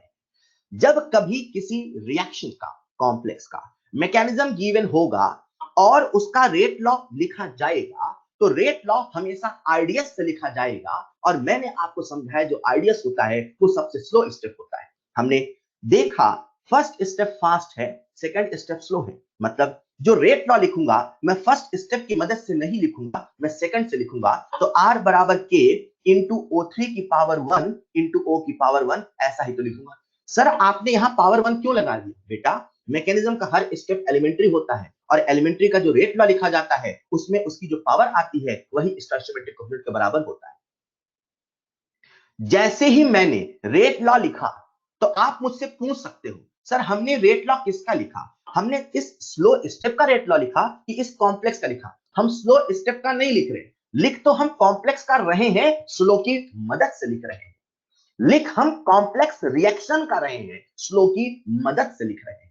स्लो स्टेप क्योंकि आइडियस है तो उसी से हमने रेट लॉ को लिखा, लिखते से हमने चेक किया कहीं कोई इंटरमीडिएट तो नहीं, कहीं कोई इंटरमीडिएट तो नहीं। हमने सबसे पहले ओजोन को देखा, क्या ओजोन रिएक्शन में है, हाँ है, अरे इंटरमीडिएट नहीं, बच गए। हमने नेसेंट ऑक्सीजन को देखा, नेसेंट ऑक्सीजन है, अरे नहीं, अरे इंटरमीडिएट है। अगर रेट लॉ के एक्सप्रेशन में इंटरमीडिएट होगा तो उसे हटाना होगा, हटाने के लिए फास्ट स्टेप का सहारा लेना होगा। बच्चों ये जो आपके सामने फर्स्ट रिएक्शन लिखी है, ये रिएक्शन एक्चुअली लिखी है O3 से बना O2 प्लस O और यहाँ पे इक्विलिब्रियम है। कभी कभी सवालों में इक्विलिब्रियम नहीं गिवन होता है, O3 से बना O2 प्लस O, बस इतना ही गिवन होता है। इक्विलिब्रियम गिवन है तो किस्मत अच्छी है, इक्विलिब्रियम गिवन नहीं है तो उसे इक्विलिब्रियम में मान लिया जाता है, इक्विलिब्रियम एज्यूम कर लिया जाता है। इसके पीछे का लॉजिक है, पर वो लॉजिक नहीं बताते हुए मैं तो सवाल करने का तरीका बता रहा हूं। बेटा आपको जो फास्ट स्टेप है उसे इक्विलिब्रियम में मान लेना, उसे इक्विलिब्रियम में मान लेना, उसे इक्विलिब्रियम में मान लेना। मान लिया सर। अब हमें किसको हटाना है, इंटरमीडिएट को, क्योंकि रेट लॉ के एक्सप्रेशन में इंटरमीडिएट नहीं आ सकता। अरे जो रिएक्शन का है ही नहीं, जो बना बन के खत्म हो गया, वो रेट लॉ में कैसे आएगा, लॉजिक है ना यार। जो रिएक्शन का है ही नहीं, बना बन के खत्म हो गया, रेट लॉ में कैसे आएगा, हमें उसे हटाना पड़ेगा। हटाने के लिए फास्ट स्टेप का सहारा लेना पड़ेगा। जो फास्ट स्टेप है उसे हमें इक्विलिब्रियम मानना पड़ेगा। दिया है तो अच्छी बात, नहीं है तो मान लेंगे। चलो फर्स्ट स्टेप को इक्विलिब्रियम में हमने मान लिया। जैसे इक्विलिब्रियम माना तो इसका इक्विलिब्रियम कांस्टेंट होगा। इक्विलिब्रियम कांस्टेंट जो लिखा जाएगा, हम लिखेंगे concentration of O2 into concentration of O upon concentration of O3। यहां पर भी K है, नीला वाला भी K है, लाल वाला भी K है। दोनों में अंतर दिखाने के लिए मैंने K डैश लगा दिया। एक बच्चा मुझसे कहता सर हमने तो ऐसे ही अंतर देख लिया, एक नीला है एक लाल है, दोनों अलग है। नहीं, ऐसे अंतर नहीं देखना है, वो रेट कांस्टेंट है, ये इक्विलिब्रियम कांस्टेंट है, दोनों अलग है। क्लियर। तो हमने कहा कि ये जो इक्विलिब्रियम कांस्टेंट है उसका एक्सप्रेशन ये होगा। इस इक्विलिब्रियम कांस्टेंट के एक्सप्रेशन को लिखने के बाद हम नेसेंट ऑक्सीजन की वैल्यू को फाइंड करेंगे, क्योंकि नेसेंट ऑक्सीजन ही इंटरमीडिएट है, उसे हटाना है। तो मैं इस रिएक्शन की मदद से लिखूंगा nascent oxygen is equal to K dash into concentration of O3 upon concentration of O2। बच्चों हम किसको रिमूव कर रहे हैं? इंटरमीडिएट। हमने किसकी वैल्यू निकाली? इंटरमीडिएट। यहां पे एक ट्विस्ट है, आज हमने इंटरमीडिएट की वैल्यू निकाली। किस्मत अच्छी है, इसमें जितने भी स्पीसीज आए ये सारे के सारे ऐसे स्पीसीज थे जो रिएक्शन में थे, इनमें कोई इंटरमीडिएट नहीं था। इसका मैं हाई लेवल बताता हूं, यहां पर भी इंटरमीडिएट होता सर, यहां पर भी इंटरमीडिएट होता तो मैकेनिज्म में एक स्टेप और दिया होता, फिर उस स्टेप से भी उसको हटाते, ये प्रोसेस चलता रहता जब तक सारा इंटरमीडिएट हट ना जाता। अभी फिलहाल दो स्टेप है, हमने इंटरमीडिएट को निकाला, अब इस वैल्यू को यहां पे चिपकाते हैं। जैसे ही वैल्यू को चिपकाते हैं बच्चों, तो हमारे सामने रेट लॉ का एक्सप्रेशन आ रहा, सब लोग देखिएगा। R बराबर K इंटू O3 की पावर 1, मैं नेसेंट ऑक्सीजन की वैल्यू पुट कर रहा हूं, तो K डैश इंटू O3 की पावर 1 को अपन लिखते नहीं है, इंटू O2 की पावर -1। ये भी एक कांस्टेंट है, ये भी एक कांस्टेंट है, कांस्टेंट से कांस्टेंट मल्टीप्लाई होगा, एक नया कांस्टेंट बनेगा। हमें कांस्टेंट की परवाह नहीं करनी है, हमें कांस्टेंट की परवाह नहीं करनी है, हमें तो रेट लॉ का एक्सप्रेशन लिखना है। जो रेट लॉ है बच्चों, हमने इस रिएक्शन का लिख डाला, बिना एक्सपेरिमेंट के मैकेनिज्म से लिख डाला, बिना एक्सपेरिमेंट से मैकेनिज्म से लिख डाला। मजा आ जाता है जब इसका हम रेट लॉ देखते हैं, हमारे होश उड़ जाते हैं। जानना चाहते हो क्यों? ये जो रेट लॉ था, मैंने आपको या एनसीईआरटी आपको या किताबें आपको जो भी डेफिनेशन बताती है वो क्या बताती है? Rate law is written in terms of product of concentration of reactant. लेकिन मैंने कहा था उसमें कभी कभी प्रोडक्ट भी आता है। ये वो पहला एग्जांपल है जिसमें साफ साफ दिख रहा है कि आज प्रोडक्ट भी अपीयर हुआ है रेट लॉ के एक्सप्रेशन। मतलब रेट लॉ में रिएक्टेंट भी आ सकता है, प्रोडक्ट भी आ सकता है। बच्चों मैंने आपसे कहा था अगर R बराबर K इंटू ए की पावर X इंटू बी की पावर Y है, तो X निगेटिव हो सकता है, Y निगेटिव हो सकता है, लेकिन X प्लस Y कभी निगेटिव नहीं होता। आप सब देख सकते हैं आज O2 की जो पावर है, आज ऑक्सीजन का जो ऑर्डर है वो निगेटिव है, O3 का जो ऑर्डर है वो 2 है। जब आप ओवरऑल ऑर्डर लिखते हैं बच्चों, जब आप इस रिएक्शन का ओवरऑल ऑर्डर लिखते हैं, मतलब रिएक्शन का ऑर्डर लिखते हैं, 2 प्लस -1 बोले तो 1 ही लिखते हैं। Overall reaction can not be negative. हाँ, किसी के रिस्पेक्ट में निगेटिव हो सकता है। सारी बातों की एक बात, जब भी मैकेनिज्म से रेट लॉ लिखना होगा, सबसे पहले आरडीएस से लिखेंगे। अगर आरडीएस वाले में एक भी इंटरमीडिएट नहीं, तो सवाल वहीं पे खत्म, आगे कुछ नहीं करना है। लेकिन अगर उसमें इंटरमीडिएट है तो उसे हटाना पड़ेगा, और बच्चों हटाने के लिए हमें फर्स्ट स्टेप का सहारा लेना पड़ेगा। वहां से के लिखेंगे और इसे पुट करके सॉल्व करेंगे। अगर आप सब समझ गए हैं तो आओ कुछ एक सवाल कर ले क्या? अरे कर ले क्या बच्चों? ऑलराइट, अगला सवाल आप सबके सामने स्क्रीन है, जल्दी से मुझे आंसर देंगे।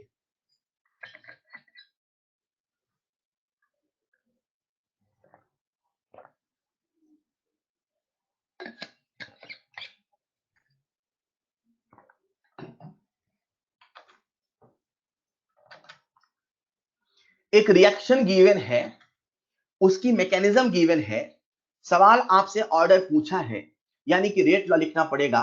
मजा आ गया, सारे बच्चों ने सही जवाब दिया बेटा, बहुत बढ़िया बहुत बढ़िया। किससे लिखें? स्लो स्टेप से फास्ट सर? स्लो से। तो R बराबर K इंटू NO2 की पावर 1 इंटू F2 की पावर 1। अब चेक करो कहीं इसमें कोई इंटरमीडिएट तो नहीं? हाँ चेक करते। NO2 अरे हाँ है, इंटरमीडिएट नहीं है। F2 अरे हाँ है, इंटरमीडिएट नहीं। सर खत्म, सर ओवरऑल ऑर्डर बराबर 2। अगर इंटरमीडिएट होता तभी हटाते ना यार, है कि नहीं? हेलो, अगला सवाल आप सबके सामने है स्क्रीन पर।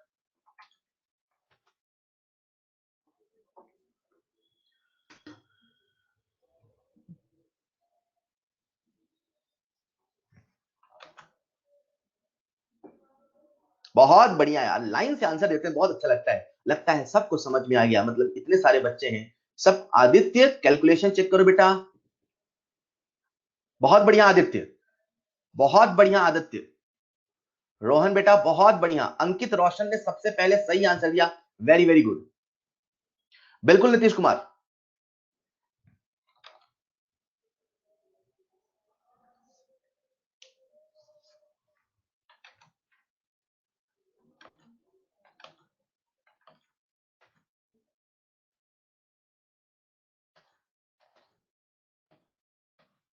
Slowest slowest slowest slowest. Alright, चलिए समय समाप्त। बहुत सारे बच्चों ने कर लिया, जिन्होंने नहीं किया उनके लिए फिर से मुझे आपका ध्यान चाहिए। एक रिएक्शन है, हाँ है, हमें इसका ऑर्डर लिखना है, ऑर्डर पता करना है, मतलब रेट लॉ लिखना पड़ेगा।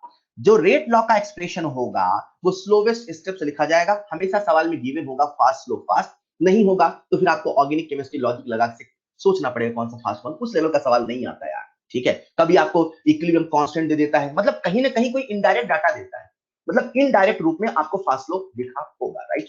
तो आर बराबर स्लोएस्ट स्टेप से लिख रहा हूं मैं के इंटू पी की पावर 1 इंटू क्यू टू की पावर 1। अब रेट लॉ लिखने के बाद अपने आप से पूछो कहीं कोई इंटरमीडिएट तो नहीं, तो देखो अरे पी है क्या, अरे पी नहीं है, मतलब पी एक इंटरमीडिएट है, और जब कभी इंटरमीडिएट आता है उसे हटाया जाता है, हटाने के लिए फास्ट स्टेप का सहारा लेना पड़ता है। अब अपने सामने दो फास्ट स्टेप है, पहला वाला भी फास्ट स्टेप है, थर्ड वाला भी फास्ट है। अब आपको थोड़ा सा कॉमन सेंस लगाना है, पहले वाले को भी इक्विलिब्रियम में मान सकते हो, तीसरे वाले को भी इक्विलिब्रियम में मान सकते हो, बिल्कुल मान सकते हो। तो दिमाग ये लगाना है, पहले वाले रिएक्शन का जब के डैश लिखोगे तो कैसे लिखोगे, कंसंट्रेशन ऑफ पी का whole square, P into P ना, तो whole square upon concentration of P two. और जब तीसरे वाले का लिखोगे तो के डैश बराबर concentration of P Q upon concentration of P into. दिमाग ये लगाओ, आप पी को रिमूव करना चाहते हो, पी की वैल्यू फाइंड करना चाहते हो, तो पी की वैल्यू फाइंड करते समय एक नया वेरिएबल आ जाएगा क्यू। तो क्यों अपन तीसरी रिएक्शन का हेल्प ले, क्यों ना पहली रिएक्शन का हेल्प ले, क्योंकि उसमें अपने सामने P2 है और P2 इंटरमीडिएट नहीं है। मतलब हमें समझ में आ गया कि तीसरी रिएक्शन से नहीं करना, पहली से करना है, तो अपन पहली रिएक्शन का के डैश लिख लिए। तो यहां से बच्चों हमारे सामने पी स्क्वायर आ गया फ्रॉम फर्स्ट रिएक्शन।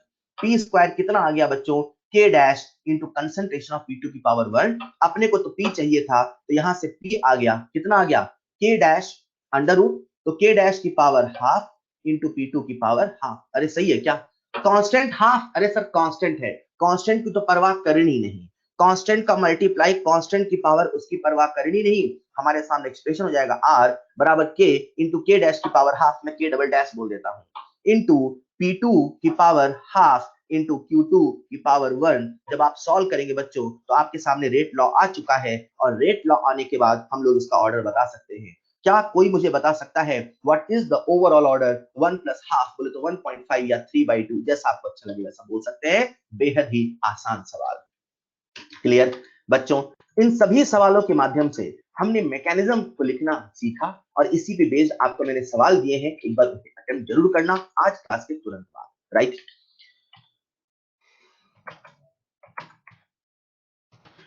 मैंने अभी आपको मैकेनिज्म से रिलेटेड दो कंसेप्ट बताया, ठीक, दो कंसेप्ट बताया, उसमें से सबसे पहले आपको मैंने रिएक्शन का टाइप बताया। रिएक्शन दो प्रकार की होती हैं, एक होता है एलिमेंट्री, दूसरा होता है कॉम्प्लेक्स। और जब हम ये सारी बातें कर रहे थे तो आपको मैंने कुछ फैक्ट बताया, और मैं कह रहा था कि बेटा अभी फिलहाल मान लो कुछ ही देर में फील कराता हूं। वो फील कराने के लिए मैं आपको एक नया कंसेप्ट बता रहा हूं जिसका नाम है मॉलिक्यूलैरिटी, राइट। मॉलिक्यूलैरिटी एक थ्योरेटिकल कंसेप्ट है। इसका मतलब क्या है जरा सुनिएगा। हमने एलिमेंट्री को समझा, हमने कॉम्प्लेक्स को समझा। Now the next concept which we are going to discuss is मॉलिक्यूलैरिटी।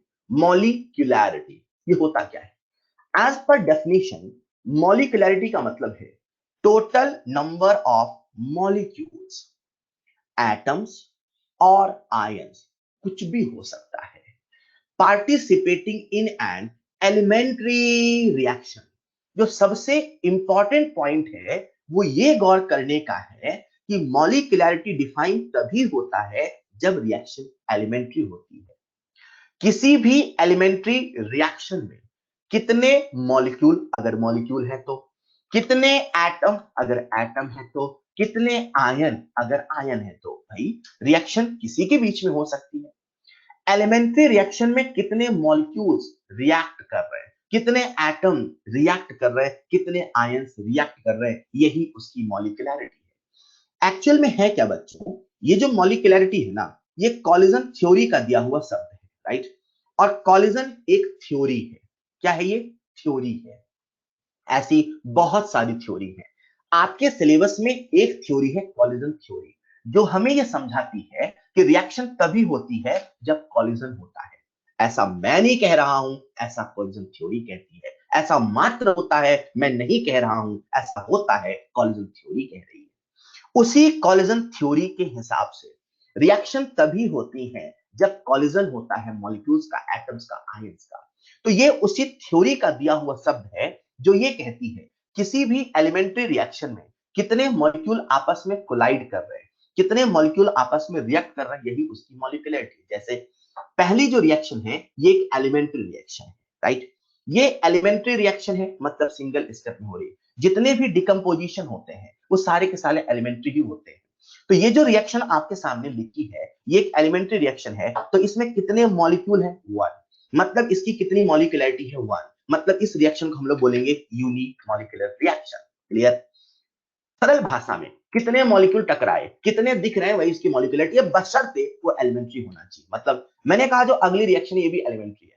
अब ये रिएक्शन एलिमेंट्री है, यहां लिखा है 2HI, मतलब HI का एक मॉलिक्यूल HI के दूसरे मॉलिक्यूल से टकराया। तो टोटल कितने मॉलिक्यूल टकराए? 2।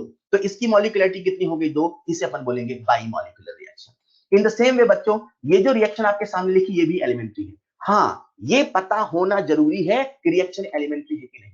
ये रिएक्शन भी एलिमेंट्री है। तो एलिमेंट्री है तो कितने मॉलिक्यूल टकरा रहे हैं बच्चों? यहाँ पे आप अगर देखें 2 और 1 यानी कि 3, मतलब इसकी मॉलिक्यूलरिटी कितनी है? 3। किसी भी एलिमेंट्री रिएक्शन में कितने मॉलिक्यूल, कितने एटम, कितने आयन आपस में कोलाइड किए, यही उसकी मॉलिक्यूलरिटी होती है। मॉलिक्यूलरिटी क्योंकि कॉलिजन थ्योरी से आया है, इसलिए हम लोग कहते हैं ये एक थ्योरेटिकल कांसेप्ट है। हाँ, ये बात अलग है कि ये थ्योरी 99.9% रिएक्शंस में सही चलती है, बट अगेन आया तो उस थ्योरी से है ना, इसीलिए इसे हम एक थ्योरेटिकल कांसेप्ट कहते हैं। बच्चों, मैं आपसे कॉमन सेंस का सवाल पूछ रहा हूं, आप सब जवाब देना। ऐसा कभी हो सकता है क्या 1.5 मॉलिक्यूल टकराए? ऐसा कभी हो सकता है क्या 2.5 मॉलिक्यूल टकराए? ऐसा कभी हो सकता है क्या 0 मॉलिक्यूल टकराए? बोलो। मतलब आप सब समझ गए, जो मॉलिक्यूलरिटी है वो एक थ्योरेटिकल कांसेप्ट है, लेकिन इसका जो कांसेप्ट है, इसकी जो डेफिनेशन है, उससे समझ में आता है ये कभी 0 नहीं हो सकता, ये कभी नेगेटिव नहीं हो सकता, ये कभी फ्रैक्शनल नहीं हो सकता। -1 मॉलिक्यूल टकराए, बकवास है। 1.5 मॉलिक्यूल टकराए, 2.5 टकराए, टकराए टकराए, नहीं टकराए, नहीं टकराए।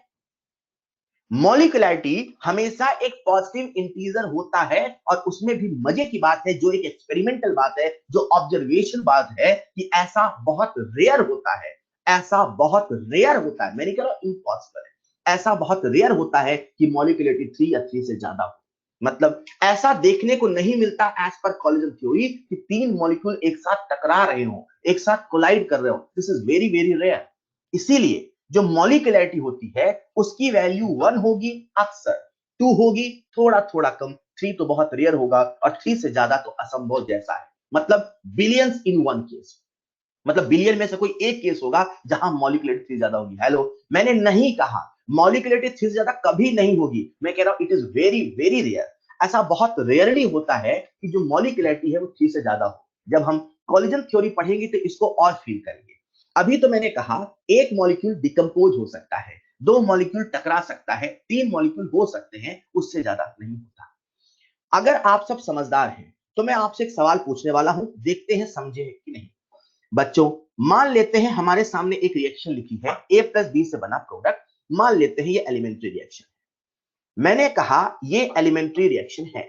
जैसे मैंने कहा ये एलिमेंट्री रिएक्शन है, तो आप सबके मन में इसका रेट लॉ तो आ गया होगा।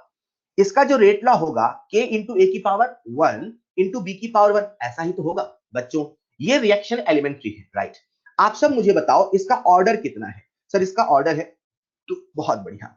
आप सब मुझे बताओ इसकी मॉलिक्यूलरिटी कितनी है? क्योंकि मैंने कहा ये एलिमेंट्री है, तो आप सब मुझे इसकी मॉलिक्यूलरिटी बता सकते हो, and again your answer will be true. बच्चों, ऐसा नहीं लग रहा जो ऑर्डर है और जो मॉलिक्यूलरिटी है एलिमेंट्री रिएक्शन के लिए सेम है? हेलो, एलिमेंट्री रिएक्शन का जो ऑर्डर होता है वो मॉलिक्यूलरिटी के बराबर होता है। अच्छा, तो अपन ऐसा फील कर सकते हैं, अपन ऐसा फील कर सकते हैं, सुनिएगा ध्यान से, अपन ऐसा फील कर सकते हैं अगर एक रिएक्शन 0 ऑर्डर है, इसका मतलब R बराबर K इंटू A की पावर 0 है। अरे ऑर्डर 0 है, अगर वो एलिमेंट्री होता, अगर वो एलिमेंट्री होता तो उसका मॉलिक्यूलरिटी भी 0 होता, पर मॉलिक्यूलरिटी 0 तो बकवास है। 0 ऑर्डर रिएक्शन का ऑर्डर है 0। अगर वो एलिमेंट्री होता तो मॉलिक्यूलरिटी भी तो 0 होता, क्योंकि एलिमेंट्री का मॉलिक्यूलरिटी ऑर्डर इक्वल होता। अगर वो एलिमेंट्री होता तो मॉलिक्यूलरिटी 0 होता, पर मॉलिक्यूलरिटी 0 तो नहीं होता, मतलब ऐसा नहीं होता। क्या नहीं होता सर? 0 ऑर्डर एलिमेंट्री नहीं होता। 0 ऑर्डर एलिमेंट्री नहीं होता, क्योंकि अगर वो एलिमेंट्री होता तो मॉलिक्यूलरिटी ऑर्डर के बराबर होता, पर सर मॉलिक्यूलरिटी 0 नहीं होता। पर सर मॉलिक्यूलरिटी 0 नहीं होता तो सर क्या होता? 0 ऑर्डर रिएक्शन एलिमेंट्री नहीं होता। तो एलिमेंट्री तो क्या है? कॉम्प्लेक्स। अरे या तो एलिमेंट्री है या तो कॉम्प्लेक्स है। बच्चों मैंने कुछ देर पहले आपको एक फैक्ट बताया था कि जो 0 ऑर्डर रिएक्शन होता है वो एलिमेंट्री नहीं होता है। पल भर के लिए मान लो अभी फील करा दूंगा, तो मैंने आपको फील कराया आखिर ऐसा क्यों नहीं होता। अरे ठीक वैसे हम बात कर लेते हैं फ्रैक्शन की।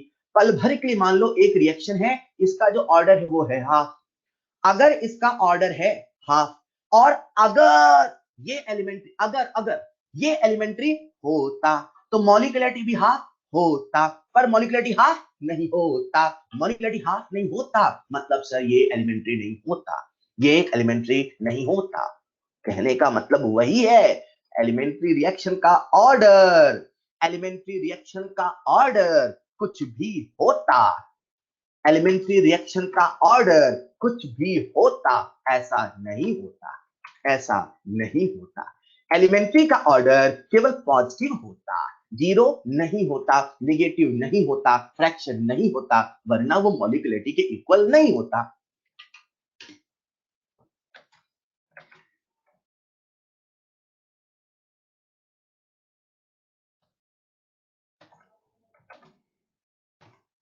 बच्चों अगर आप सब सीख गए, अभी सुनो तो सही यार, अगर आप सब सीख गए, अगर आप सब सीख गए तो मैं आपसे एक सवाल पूछता हूं, ठीक है? पूछ लो क्या? अरे पूछ लो क्या? ये पता, वो लॉ होता है ना, लॉ सब्जेक्ट, एक होता है साइंस, एक होता है लॉ। जो साइंस होता है ना उसमें लॉजिक चलता है, और जो लॉ होता है ना उसमें मतलब आपको जो लिखा है बस उतना ही सोचना होता है, उसके बाहर नहीं। जैसे अगर लॉ कहता है 2 से 4 के बीच में, लॉ कहता है चोरी करना गुनाह है, लेकिन 2 से 4 के बीच में चोरी करना गुनाह नहीं है। तो अगर एक बंदे ने चोरी करी पर लॉ में लिखा है 2 से 4 के बीच में चोरी नहीं है, तो फिर नहीं है। वही वाली बात है। क्या? Listen carefully. मॉलिक्यूलरिटी सरल भाषा में अपने को यह बताता है कि कितने मॉलिक्यूल टकराए, 1.5 नहीं टकराते, 2.5 नहीं टकराते, 0 नहीं टकराते, -1 नहीं टकराते। ये समझ में आ गया? मैंने आपसे एक सवाल पूछा, सवाल ध्यान से सुनना, चाहे तो कॉपी में लिख लेना, मैं यहां नहीं लिखूंगा। सवाल ये रहेगा, ये है, मैंने कहा एक रिएक्शन है A प्लस बी से बना P, ठीक है साहब? ये जो रिएक्शन है इसका ऑर्डर आया 1, ध्यान सुनिएगा, चलो सिंपल बनाता हूं, इसका ऑर्डर आया हाफ। मेरा पहला सवाल, ये एलिमेंट्री है कि कॉम्प्लेक्स है? ये एलिमेंट्री है कि कॉम्प्लेक्स है? इसका ऑर्डर आया हाफ, ये एलिमेंट्री, अरे सीख गए आप यार सर, कॉम्प्लेक्स, बहुत बढ़िया बहुत बढ़िया, आप सब समझ गए सर। ये जो रिएक्शन है ना सर ये कॉम्प्लेक्स, मतलब क्यों सर? ऑर्डर फ्रैक्शन है ना सर, एलिमेंट्री का ऑर्डर कभी फ्रैक्शन नहीं होता। ओके, मेरा अगला सवाल, अगला सवाल है, अगर ये जो रिएक्शन है, मुझे नहीं पता एलिमेंट्री कॉम्प्लेक्स, मुझे इतना पता चल गया इसका जो ऑर्डर है वो है 1। मैंने आपसे पूछा क्या ये एलिमेंट्री है? ऑर्डर है 1, क्या ये एलिमेंट्री है? क्या ये एलिमेंट्री है? आपका आंसर होगा सर हो भी सकता है, नहीं भी हो सकता है। सर हो भी सकता है, नहीं भी हो सकता है। अरे क्यों सर? कॉम्प्लेक्स रिएक्शन का ऑर्डर 0 होता है, पॉजिटिव होता है, फ्रैक्शन होता है। सर कॉम्प्लेक्स का भी तो पॉजिटिव होता है ना, तो क्या पता कॉम्प्लेक्स हो? हेलो, क्या पता कॉम्प्लेक्स हो सकता है, हो सकता है। क्लियर? बच्चों मैंने आपको अभी इतना ही सिखाया इन सवालों के माध्यम से, अगर किसी रिएक्शन का ऑर्डर फ्रैक्शन है, 0 है, निगेटिव है, गारंटी वो एलिमेंट्री नहीं कॉम्प्लेक्स है। ये सारी बातें होंगी एलिमेंट्री की। आओ चलो चलते हैं कॉम्प्लेक्स रिएक्शन में। सर एलिमेंट्री की मॉलिक्यूलरिटी समझ में आती है, 1 होगी, 2 होगी, 3 होगी। सर कॉम्प्लेक्स रिएक्शन की मॉलिक्यूलरिटी कैसे सोचे? बच्चों पहले मैं आपसे सवाल पूछता हूं, मान लो मेरे पास एक रिएक्शन है ए से डी, और मान लो ये कॉम्प्लेक्स है। कॉम्प्लेक्स है तो इसकी मैकेनिज्म होगी, बोलो हाँ या ना? कॉम्प्लेक्स है तो इसकी मैकेनिज्म होगी ना यार? बिल्कुल होगी। ए से बना बी, बी से बना सी, सी से बना डी। ये इस रिएक्शन की मैकेनिज्म। मैं आपसे पूछ रहा हूं ए से डी की मॉलिक्यूलैरिटी बताओ। मॉलिक्यूलैरिटी की डेफिनेशन पहले आपको याद दिला दूं, कितने मॉलिक्यूल पार्टिसिपेट करके प्रोडक्ट बना रहे हैं इन अ रिएक्शन। क्लियर? मैंने आपसे ए की डी की मॉलिक्यूलैरिटी पूछी तो क्या बोलोगे? एक ए टकराया, बकवास है, ए से तो बी बना, डी को बना कौन रहा? सी। मैं आपसे इस रिएक्शन की मॉलिक्यूलैरिटी पूछ रहा हूं, तो इस रिएक्शन की मॉलिक्यूलैरिटी पूछ रहा हूं, इस रिएक्शन की, तो आपको बताना पड़ेगा ना इसमें कितने टकराए। कोई बच्चा बोले सर ए से बना डी मॉलिक्यूलैरिटी बन, बकवास है, क्यों? ए से डी थोड़ी बना, डी तो सी से बना। हेलो, हाँ ये बात भी सही है। तो सर ऐसा करते हैं ना, सर ए टकराया बी टकराया सी, कैसी बातें कर रहे हो? ए से बी बना फिर बी से सी बना, तो बी तो गायब हो गया। जो गायब हो गया, अरे यार ए से बी बना, बी से सी बना, जब बी से सी बना तो बी कहां बचा? जो गायब हो गया उसके बारे में बात करना तो बकवास है। इसीलिए कहा जाता है, इसीलिए कहा जाता है जो कॉम्प्लेक्स रिएक्शन का मॉलिक्यूलैरिटी होता है वो बकवास है। इसीलिए कहा जाता है जो कॉम्प्लेक्स रिएक्शन का मॉलिक्यूलैरिटी होता है वो बकवास है। इंग्लिश में बोले तो मीनिंगलेस है, अपनी भाषा में बोले तो बकवास। अच्छा सर वो तो हमने ऐसे ही रट लिया कि एलिमेंट्री का ही मॉलिक्यूलैरिटी होता है, आपने तो डेफिनेशन पहले बता दिया था। आप फिर भी सोच लो कि कॉम्प्लेक्स रिएक्शन का मॉलिक्यूलैरिटी बकवास है। सुनना ध्यान से जो बोलने वाला, हाँ ये सच है, कॉम्प्लेक्स रिएक्शन का मॉलिक्यूलैरिटी बकवास है, हाँ ये सच है। पर सच ये भी है कि कॉम्प्लेक्स रिएक्शन की मैकेनिज्म है, हाँ ये भी तो सच है।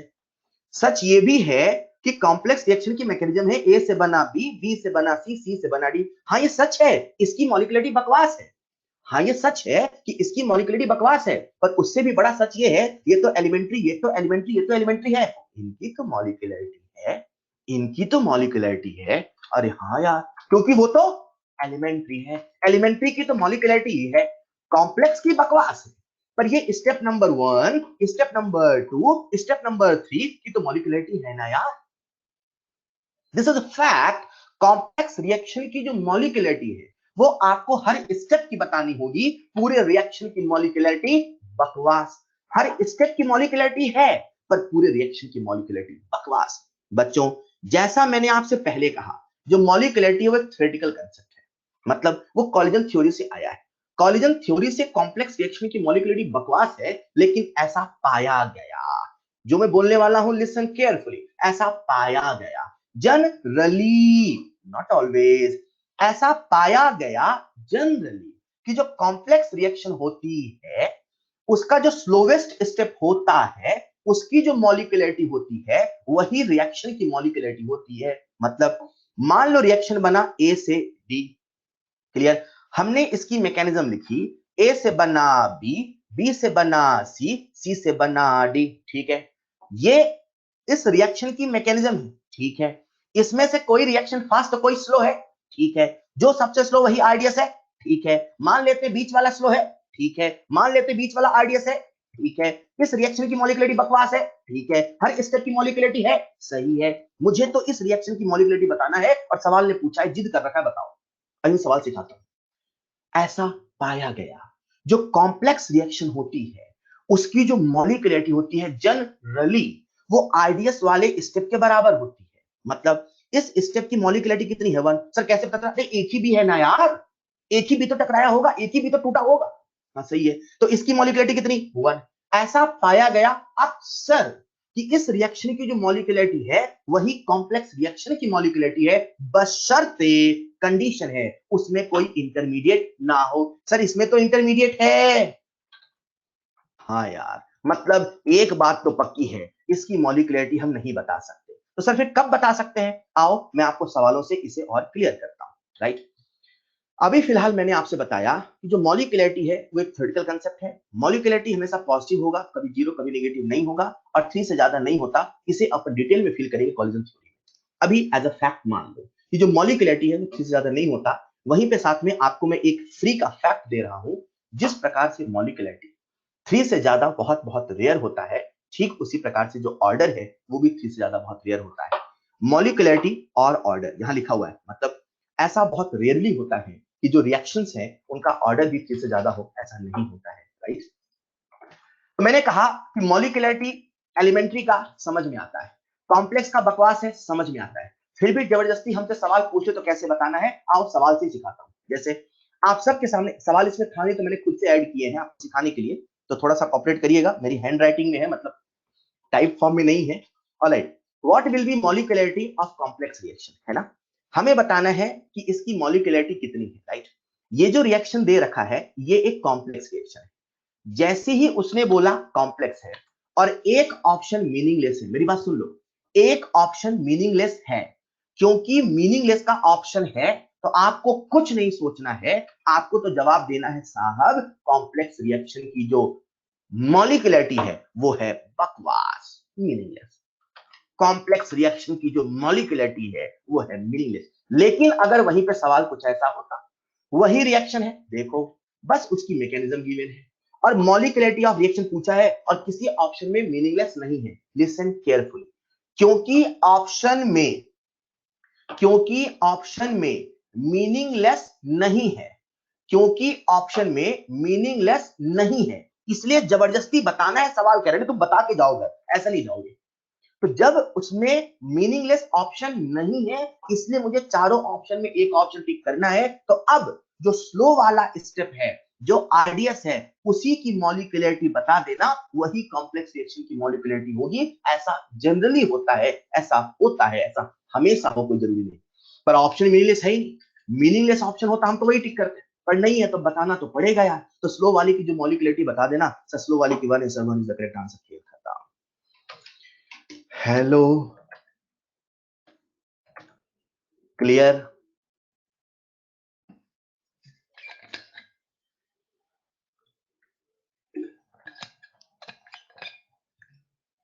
ऑलराइट, तो मैंने आपसे कहा कि अगर हमें मैकेनिज्म को समझना है तो सबसे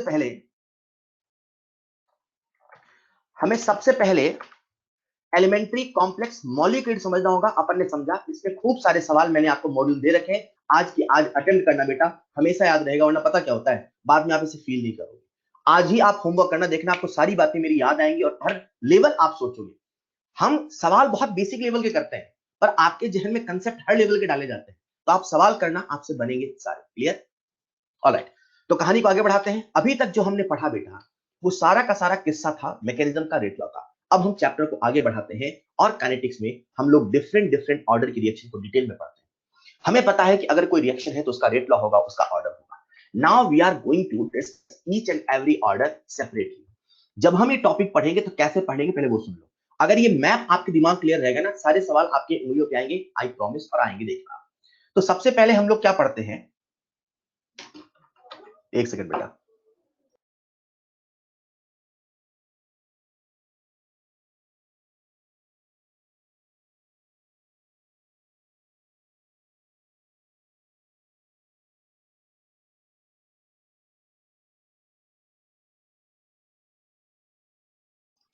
आप लोगों के लिए एक अनाउंसमेंट है बच्चों, ध्यान दीजिएगा।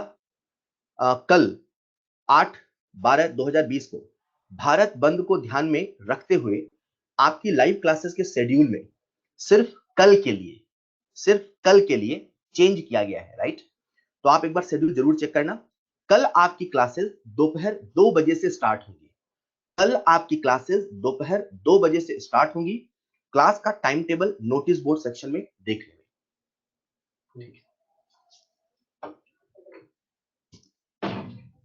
ऑलराइट, तो हम लोग बात कर रहे थे कि जब हम डिटेल पढ़ेंगे तो कैसे पढ़ेंगे, तो हमारे जो पढ़ने का सीक्वेंस होगा बच्चों कुछ ऐसा होगा। सबसे पहले अपन हर रिएक्शन की, जैसे हम लोग क्या पढ़ेंगे, zero order, first order, second order, third order, nth order, फलाना ढिमकाना, लिखित ऑर्डर पढ़ेंगे, ठीक। सबसे पहले अपन पढ़ेंगे ब्रीफ इंट्रोडक्शन, मतलब वो ऑर्डर है कहां कहां कहां रिएक्शन के ऑर्डर। फिर अपन पढ़ेंगे डिफरेंशियल रेट लॉ, फिर पढ़ेंगे इंटीग्रल रेट लॉ, फिर कुछ इंपॉर्टेंट फॉर्मूले डिराइव करेंगे और फिर उनके जितने पॉसिबल ग्राफ है वो सारे पढ़ेंगे और उनके कुछ एग्जांपल्स, और फिर अंत में होगा शुरू खेला जो थमने का नाम नहीं लेगा, दैट इज न्यूमेरिकल्स, राइट। जब हम जीरो ऑर्डर पढ़ेंगे, फर्स्ट ऑर्डर पढ़ेंगे, सेकंड एंड कोई भी ऑर्डर पढ़ेंगे, इसी तरीके से पढ़ेंगे, ठीक है। सबसे पहले इंट्रोडक्शन, फिर डिफरेंशियल रेट लॉ, फिर integral rate law and so on. Clear? तो चलिए शुरू करते हैं हमारा एक एक ऑर्डर का डिटेल्ड एनालिसिस, राइट। नीतीश बेटा आएगा ना यार, कुछ बच्चे पता जैसे नीतीश टाइप के हो गए ना, मतलब उनको लग रहा है, वो लिख रहा है सर सूडो ऑर्डर कब होगा, होगा बेटा, काहे को परेशान हो रहे नीतीश। नीतीश कैसे करते हो बेटा मतलब अच्छा आपको आता है ये बताना चाह रहे हो, ओके ओके ओके, अच्छा वो बताना चाह रहे, मैंने पढ़ा हुआ था सर, ऑलराइट। चलिए तो शुरू करते हैं अपना जीरो ऑर्डर का रिएक्शन। हाँ वही वही, बिल्कुल सही कहा कुशल मंगल, नहीं नहीं हर्ष बिल्कुल सही कहा आपने। ऑलराइट, तो चलिए शुरू करते हैं एक एक करके। सबसे पहले जीरो ऑर्डर रिएक्शन, आपको मैं जीरो ऑर्डर के बारे में बताता हूं। ऑर्डर इसका जरूर जीरो है, पर है बड़ा खतरनाक। मतलब देखो यार, जैसे मैंने कहा जीरो ऑर्डर, तो आप सब समझ गए इसका जो रेट लॉ है आर बराबर के। मुझे आपका ध्यान चाहिए शुरुआत में, शुरू का समझ लोगे ना, मेरे शब्दों को समझ लोगे, बाकी बार बार चीजें रिपीट होंगी और याद हो जाएंगी। पहली बार में याद नहीं होगा देखना, लेकिन धीरे धीरे आपको याद हो जाएगा। लेकिन जो शब्द है ना उनका मतलब याद होना चाहिए, जो नए नए टर्म्स आएंगे वो याद करना। लिसन केयरफुली, आर बराबर के इंटू ए की पावर जीरो। हाँ तभी तो जीरो ऑर्डर है। जैसा ही अपन ने रेट लॉ लिखा, आप समझ गए सर, इसका तो मतलब ये है कि जो जीरो ऑर्डर रिएक्शन होती है उनका जो रेट होता है वो रिएक्टेंट की कंसंट्रेशन पे डिपेंड नहीं करता। सही बात है। मतलब मान लो अपनी वो जो अमोनिया की फैक्ट्री थी ना, जैसे वो हर घंटे अमोनिया 100 किलो बना रहे थे, अचानक से मार्केट से 500 किलो का डिमांड आ गया था। इमेजिन करो अगर हमारी उसी अमोनिया की फैक्ट्री में, इमेजिन करो हमें पता होता कि उस रिएक्शन का जो रेट लॉ है आर बराबर के इंटू एन टू की पावर जीरो इंटू, मान लो ऐसा होता, मान लो, तो मैंने आपसे कहा होता अरे बाजार से और N2 और H2 खरीदो, तो आप तुरंत समझ जाते सर N2 और H2 खरीदने से कुछ नहीं होने वाला। कितना भी N2 H2 खरीद लो, कितनी भी टैंक लगा दो, कितना भी टैंक भर दो, सर 100 किलो अमोनिया एक घंटे में बनेगा सर, क्योंकि रिएक्शन का जो रेट होता है ना वो कंसंट्रेशन पे डिपेंड नहीं करता। ये फील है रेट लॉ का। अच्छा मतलब उसका जो रेट है कंसंट्रेशन पे डिपेंड नहीं करता। मतलब 1 मोल से कराओ, 10 से कराओ, 20 से कराओ, 50 से कराओ, 100 से कराओ, 1000 से कराओ, उसी रफ्तार से चलता रहता है, वही उसकी रफ्तार रहती है। मजे की बात यह है बच्चों, ये जो जीरो ऑर्डर रिएक्शन होता है, राइट, जिसके लिए आर बराबर के होता है, ये जो रिएक्शन होता है ये कॉमन रिएक्शंस नहीं है, ये बहुत अनकॉमन रिएक्शंस है। मतलब यूं ही कोई रिएक्शन आप इनऑर्गेनिक केमिस्ट्री में पढ़ रहे हो या ऑर्गेनिक केमिस्ट्री में पढ़ रहे हो, यूं ही कोई रिएक्शन पढ़ ली सो जीरो है, ऐसा नहीं है।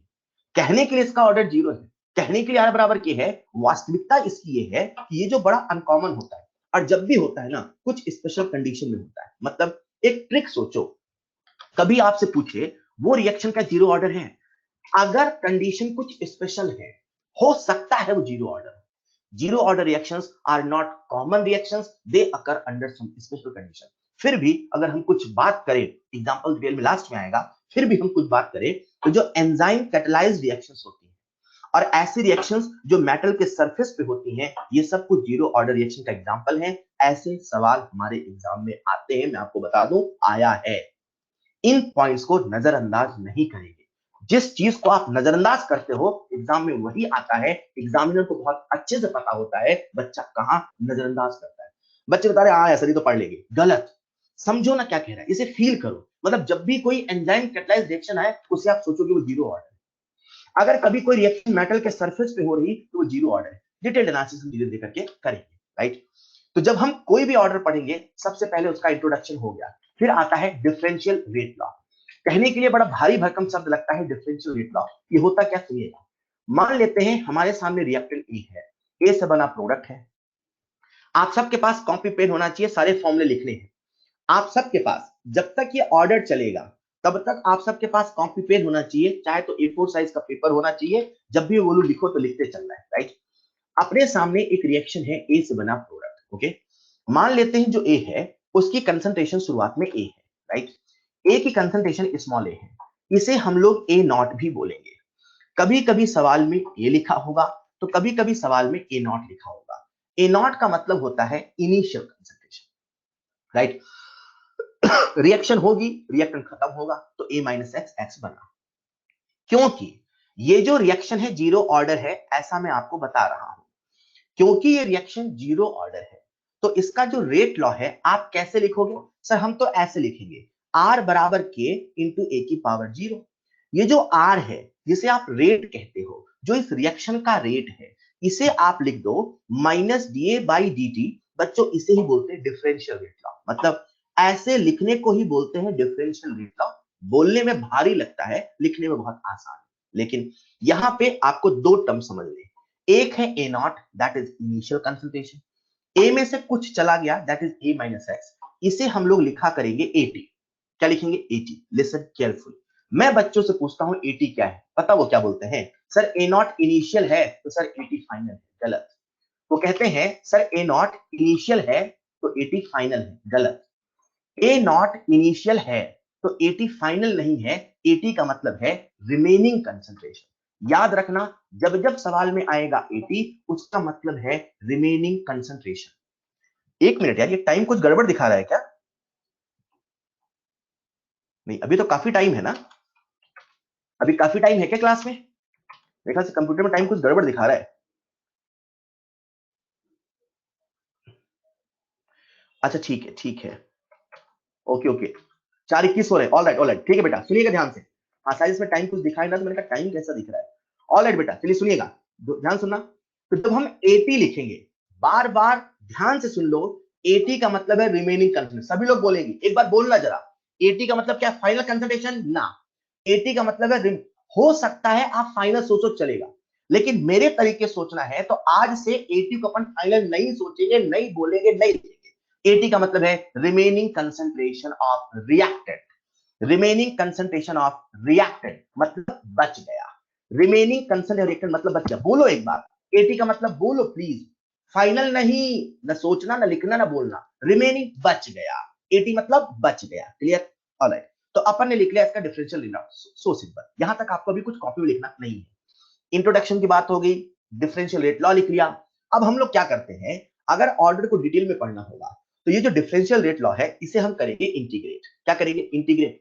इंटीग्रेट की रूपरेखा मन में बना लेते हैं। सर इंटीग्रेट करना है, इधर भी इंटीग्रेशन लगाओ, इधर भी इंटीग्रेशन लगाओ। जो बदल रहा है उसकी इनिशियल लिमिट, फाइनल लिमिट, खत्म।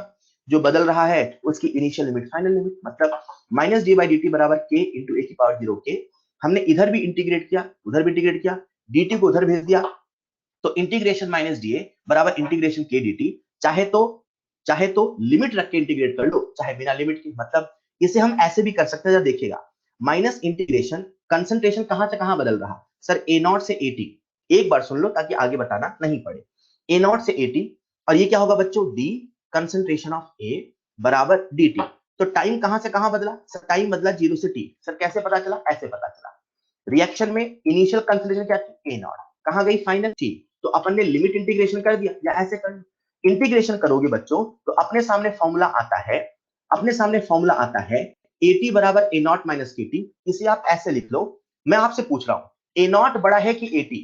मैं आप सबसे पूछ रहा हूं ए नॉट बड़ा है कि एटी? बड़ी किसकी वैल्यू है? ए नॉट की कि एटी की? ए नॉट की। बड़ा कौन है? A not, right. तो इसे बच्चों आप ऐसे याद रखो, ए नॉट बड़ा माइनस एटी छोटा बराबर केटी।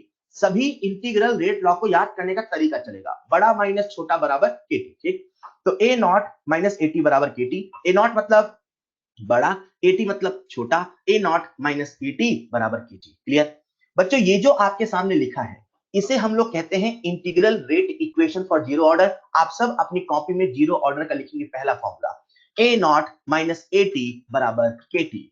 ए नॉट माइनस एटी बराबर केटी, राइट।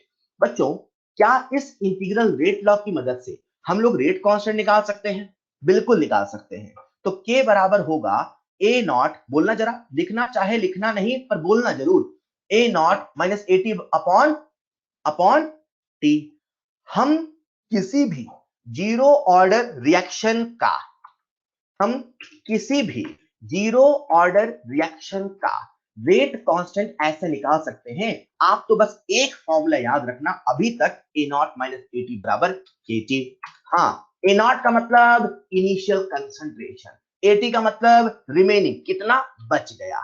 एटी का मतलब रिमेनिंग, कितना बच गया। बच्चों, जब हम ये सारे के सारे ऑर्डर पढ़ेंगे, राइट, तो यहां पे एक स्पेशल टाइप का सवाल आता है। जैसे कभी पूछेगा केक, बता देते हैं।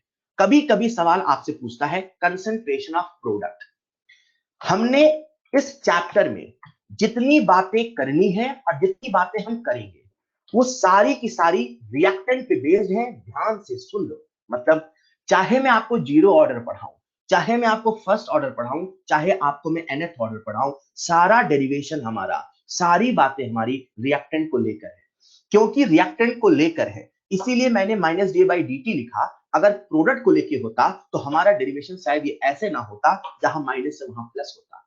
हमारा चैप्टर एक्चुअली रिएक्टेंट के बेस में, मतलब हमारा जो सिलेबस है मेडिकल का, नीट का, उसने केवल रिएक्टेंट का किया। तो याद रखना, अपने को सारी बातें रिएक्टेंट की चल रही, अपने को सारा डाटा रिएक्टेंट का चल रहा, अपने को सोचना रिएक्टेंट के फॉर्म में। हमारे सामने एक फॉर्मूला आ गया A नॉट माइनस AT बराबर KT। कभी कभी सवाल आपसे पूछता है what will be the concentration of product, अब पूछता है कंसंट्रेशन ऑफ प्रोडक्ट, तो बच्चा सवाल समझ नहीं पाता। बच्चों सुनिएगा ध्यान से, अपने सामने एक रिएक्शन है A से बना P, इनिशियल कंसंट्रेशन है A, बोलो हाँ या ना। ठीक है, हमसे किसका कंसंट्रेशन पूछा है? प्रोडक्ट का। तो प्रोडक्ट कंसंट्रेशन क्या होगा, पहले अपन फील कर लेते हैं। किसी टाइम T पर ये होगा A माइनस एक्स और ये होगा X, बोलो हाँ या ना। अरे मान लो 2 होता तो 2x, मान लो 3 होता तो 3x। अब आपको समझदार हो, अभी फिलहाल हम मान के चल रहे हैं यहाँ पे कोफिशिएंट केवल 1 है, तो इसकी जो कंसंट्रेशन कितनी है? x। जब कभी सवाल आपसे पूछे प्रोडक्ट की कंसंट्रेशन, तो समझ जाना सवाल अपने से पूछा है x। जब कभी सवाल आपसे पूछे प्रोडक्ट की कंसंट्रेशन, तो समझ जाना सवाल आपसे पूछा है x। अब सर x निकाले कैसे? इसी फॉर्मूले में। सुनो ना, ये A नॉट माइनस AT बराबर KT लिखा है क्या? हाँ लिखा है सर। अच्छा, जो A नॉट है उसे मैं A लिख दूं, चलेगा?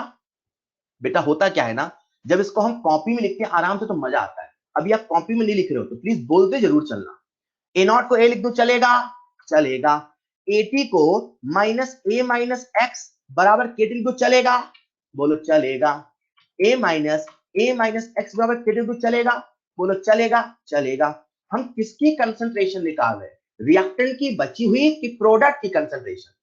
हम किसकी कंसंट्रेशन निकाल रहे हैं? रिएक्टेंट की बची हुई कि प्रोडक्ट की? सर प्रोडक्ट की। प्रोडक्ट एक्स है कि ए माइनस एक्स है? प्रोडक्ट एक्स है कि ए माइनस एक्स है? साहब एक्स, ए से ए कट जाएगा, एक्स बराबर के टी आएगा। अगर कभी सवाल आपसे, अगर कभी सवाल आपसे प्रोडक्ट की कंसंट्रेशन पूछता है, तो फॉर्मूला एक्स बराबर के टी आ जाएगा। फॉर्मूला एक्स बराबर के टी आ जाएगा। कॉपी में लिखिएगा दूसरा फॉर्मूला, जीरो ऑर्डर रिएक्शन में प्रोडक्ट का कंसंट्रेशन x बराबर KT। क्लियर? ऑलराइट। जब हम ये सारा टॉपिक पढ़ेंगे तो सबसे पहले ब्रीफ इंट्रोडक्शन, हाँ हो गया सर। डिफरेंशियल रेट लॉ, हाँ हो गया sir. Integral rate law, sir integrate कर दिया। आप लोगों का फॉर्मूले से मतलब है A नॉट माइनस AT बराबर KT हो गया। चलो चलते हैं अगले सेक्शन में, that is important formula. Chemical kinetics की जान है जो मैं बताने वाला हूं। मेरे ख्याल से टाइम हो चुका है तो आज नहीं बताऊंगा। जो मैं अगला पॉइंट बताने वाला हूं, ये केमिकल काइनेटिक्स की जान है जो मैं नेक्स्ट क्लास में बताऊंगा, और उसी से सारा का सारा कंसेप्ट आसान हो जाएगा। बच्चों आज इतना ही पढ़ते हैं, मिलते हैं नेक्स्ट क्लास में। Thank you so much, that's all for today. Thank you so much. श्रेय बेटा, नहीं एरावत बेटा, अभी कॉल करके पूछ लो। सुजीत बिल्कुल सही कह रहे हो, बिल्कुल सही कह रहे हो सुजीत, बिल्कुल यसीर, वो अच्छे लेवल के सवाल होंगे, कराऊंगा। बिल्कुल सही, कॉमन सेंस है तो कैसा भी सवाल कर लोगे। दैट्स ऑल फॉर टुडे, मिलते हैं नेक्स्ट क्लास में। Thank you so much. जिनके पास लिंक नहीं है वो यहां वेट करेंगे, और जिनके पास लिंक है वो जा सकते हैं। Thank you so much.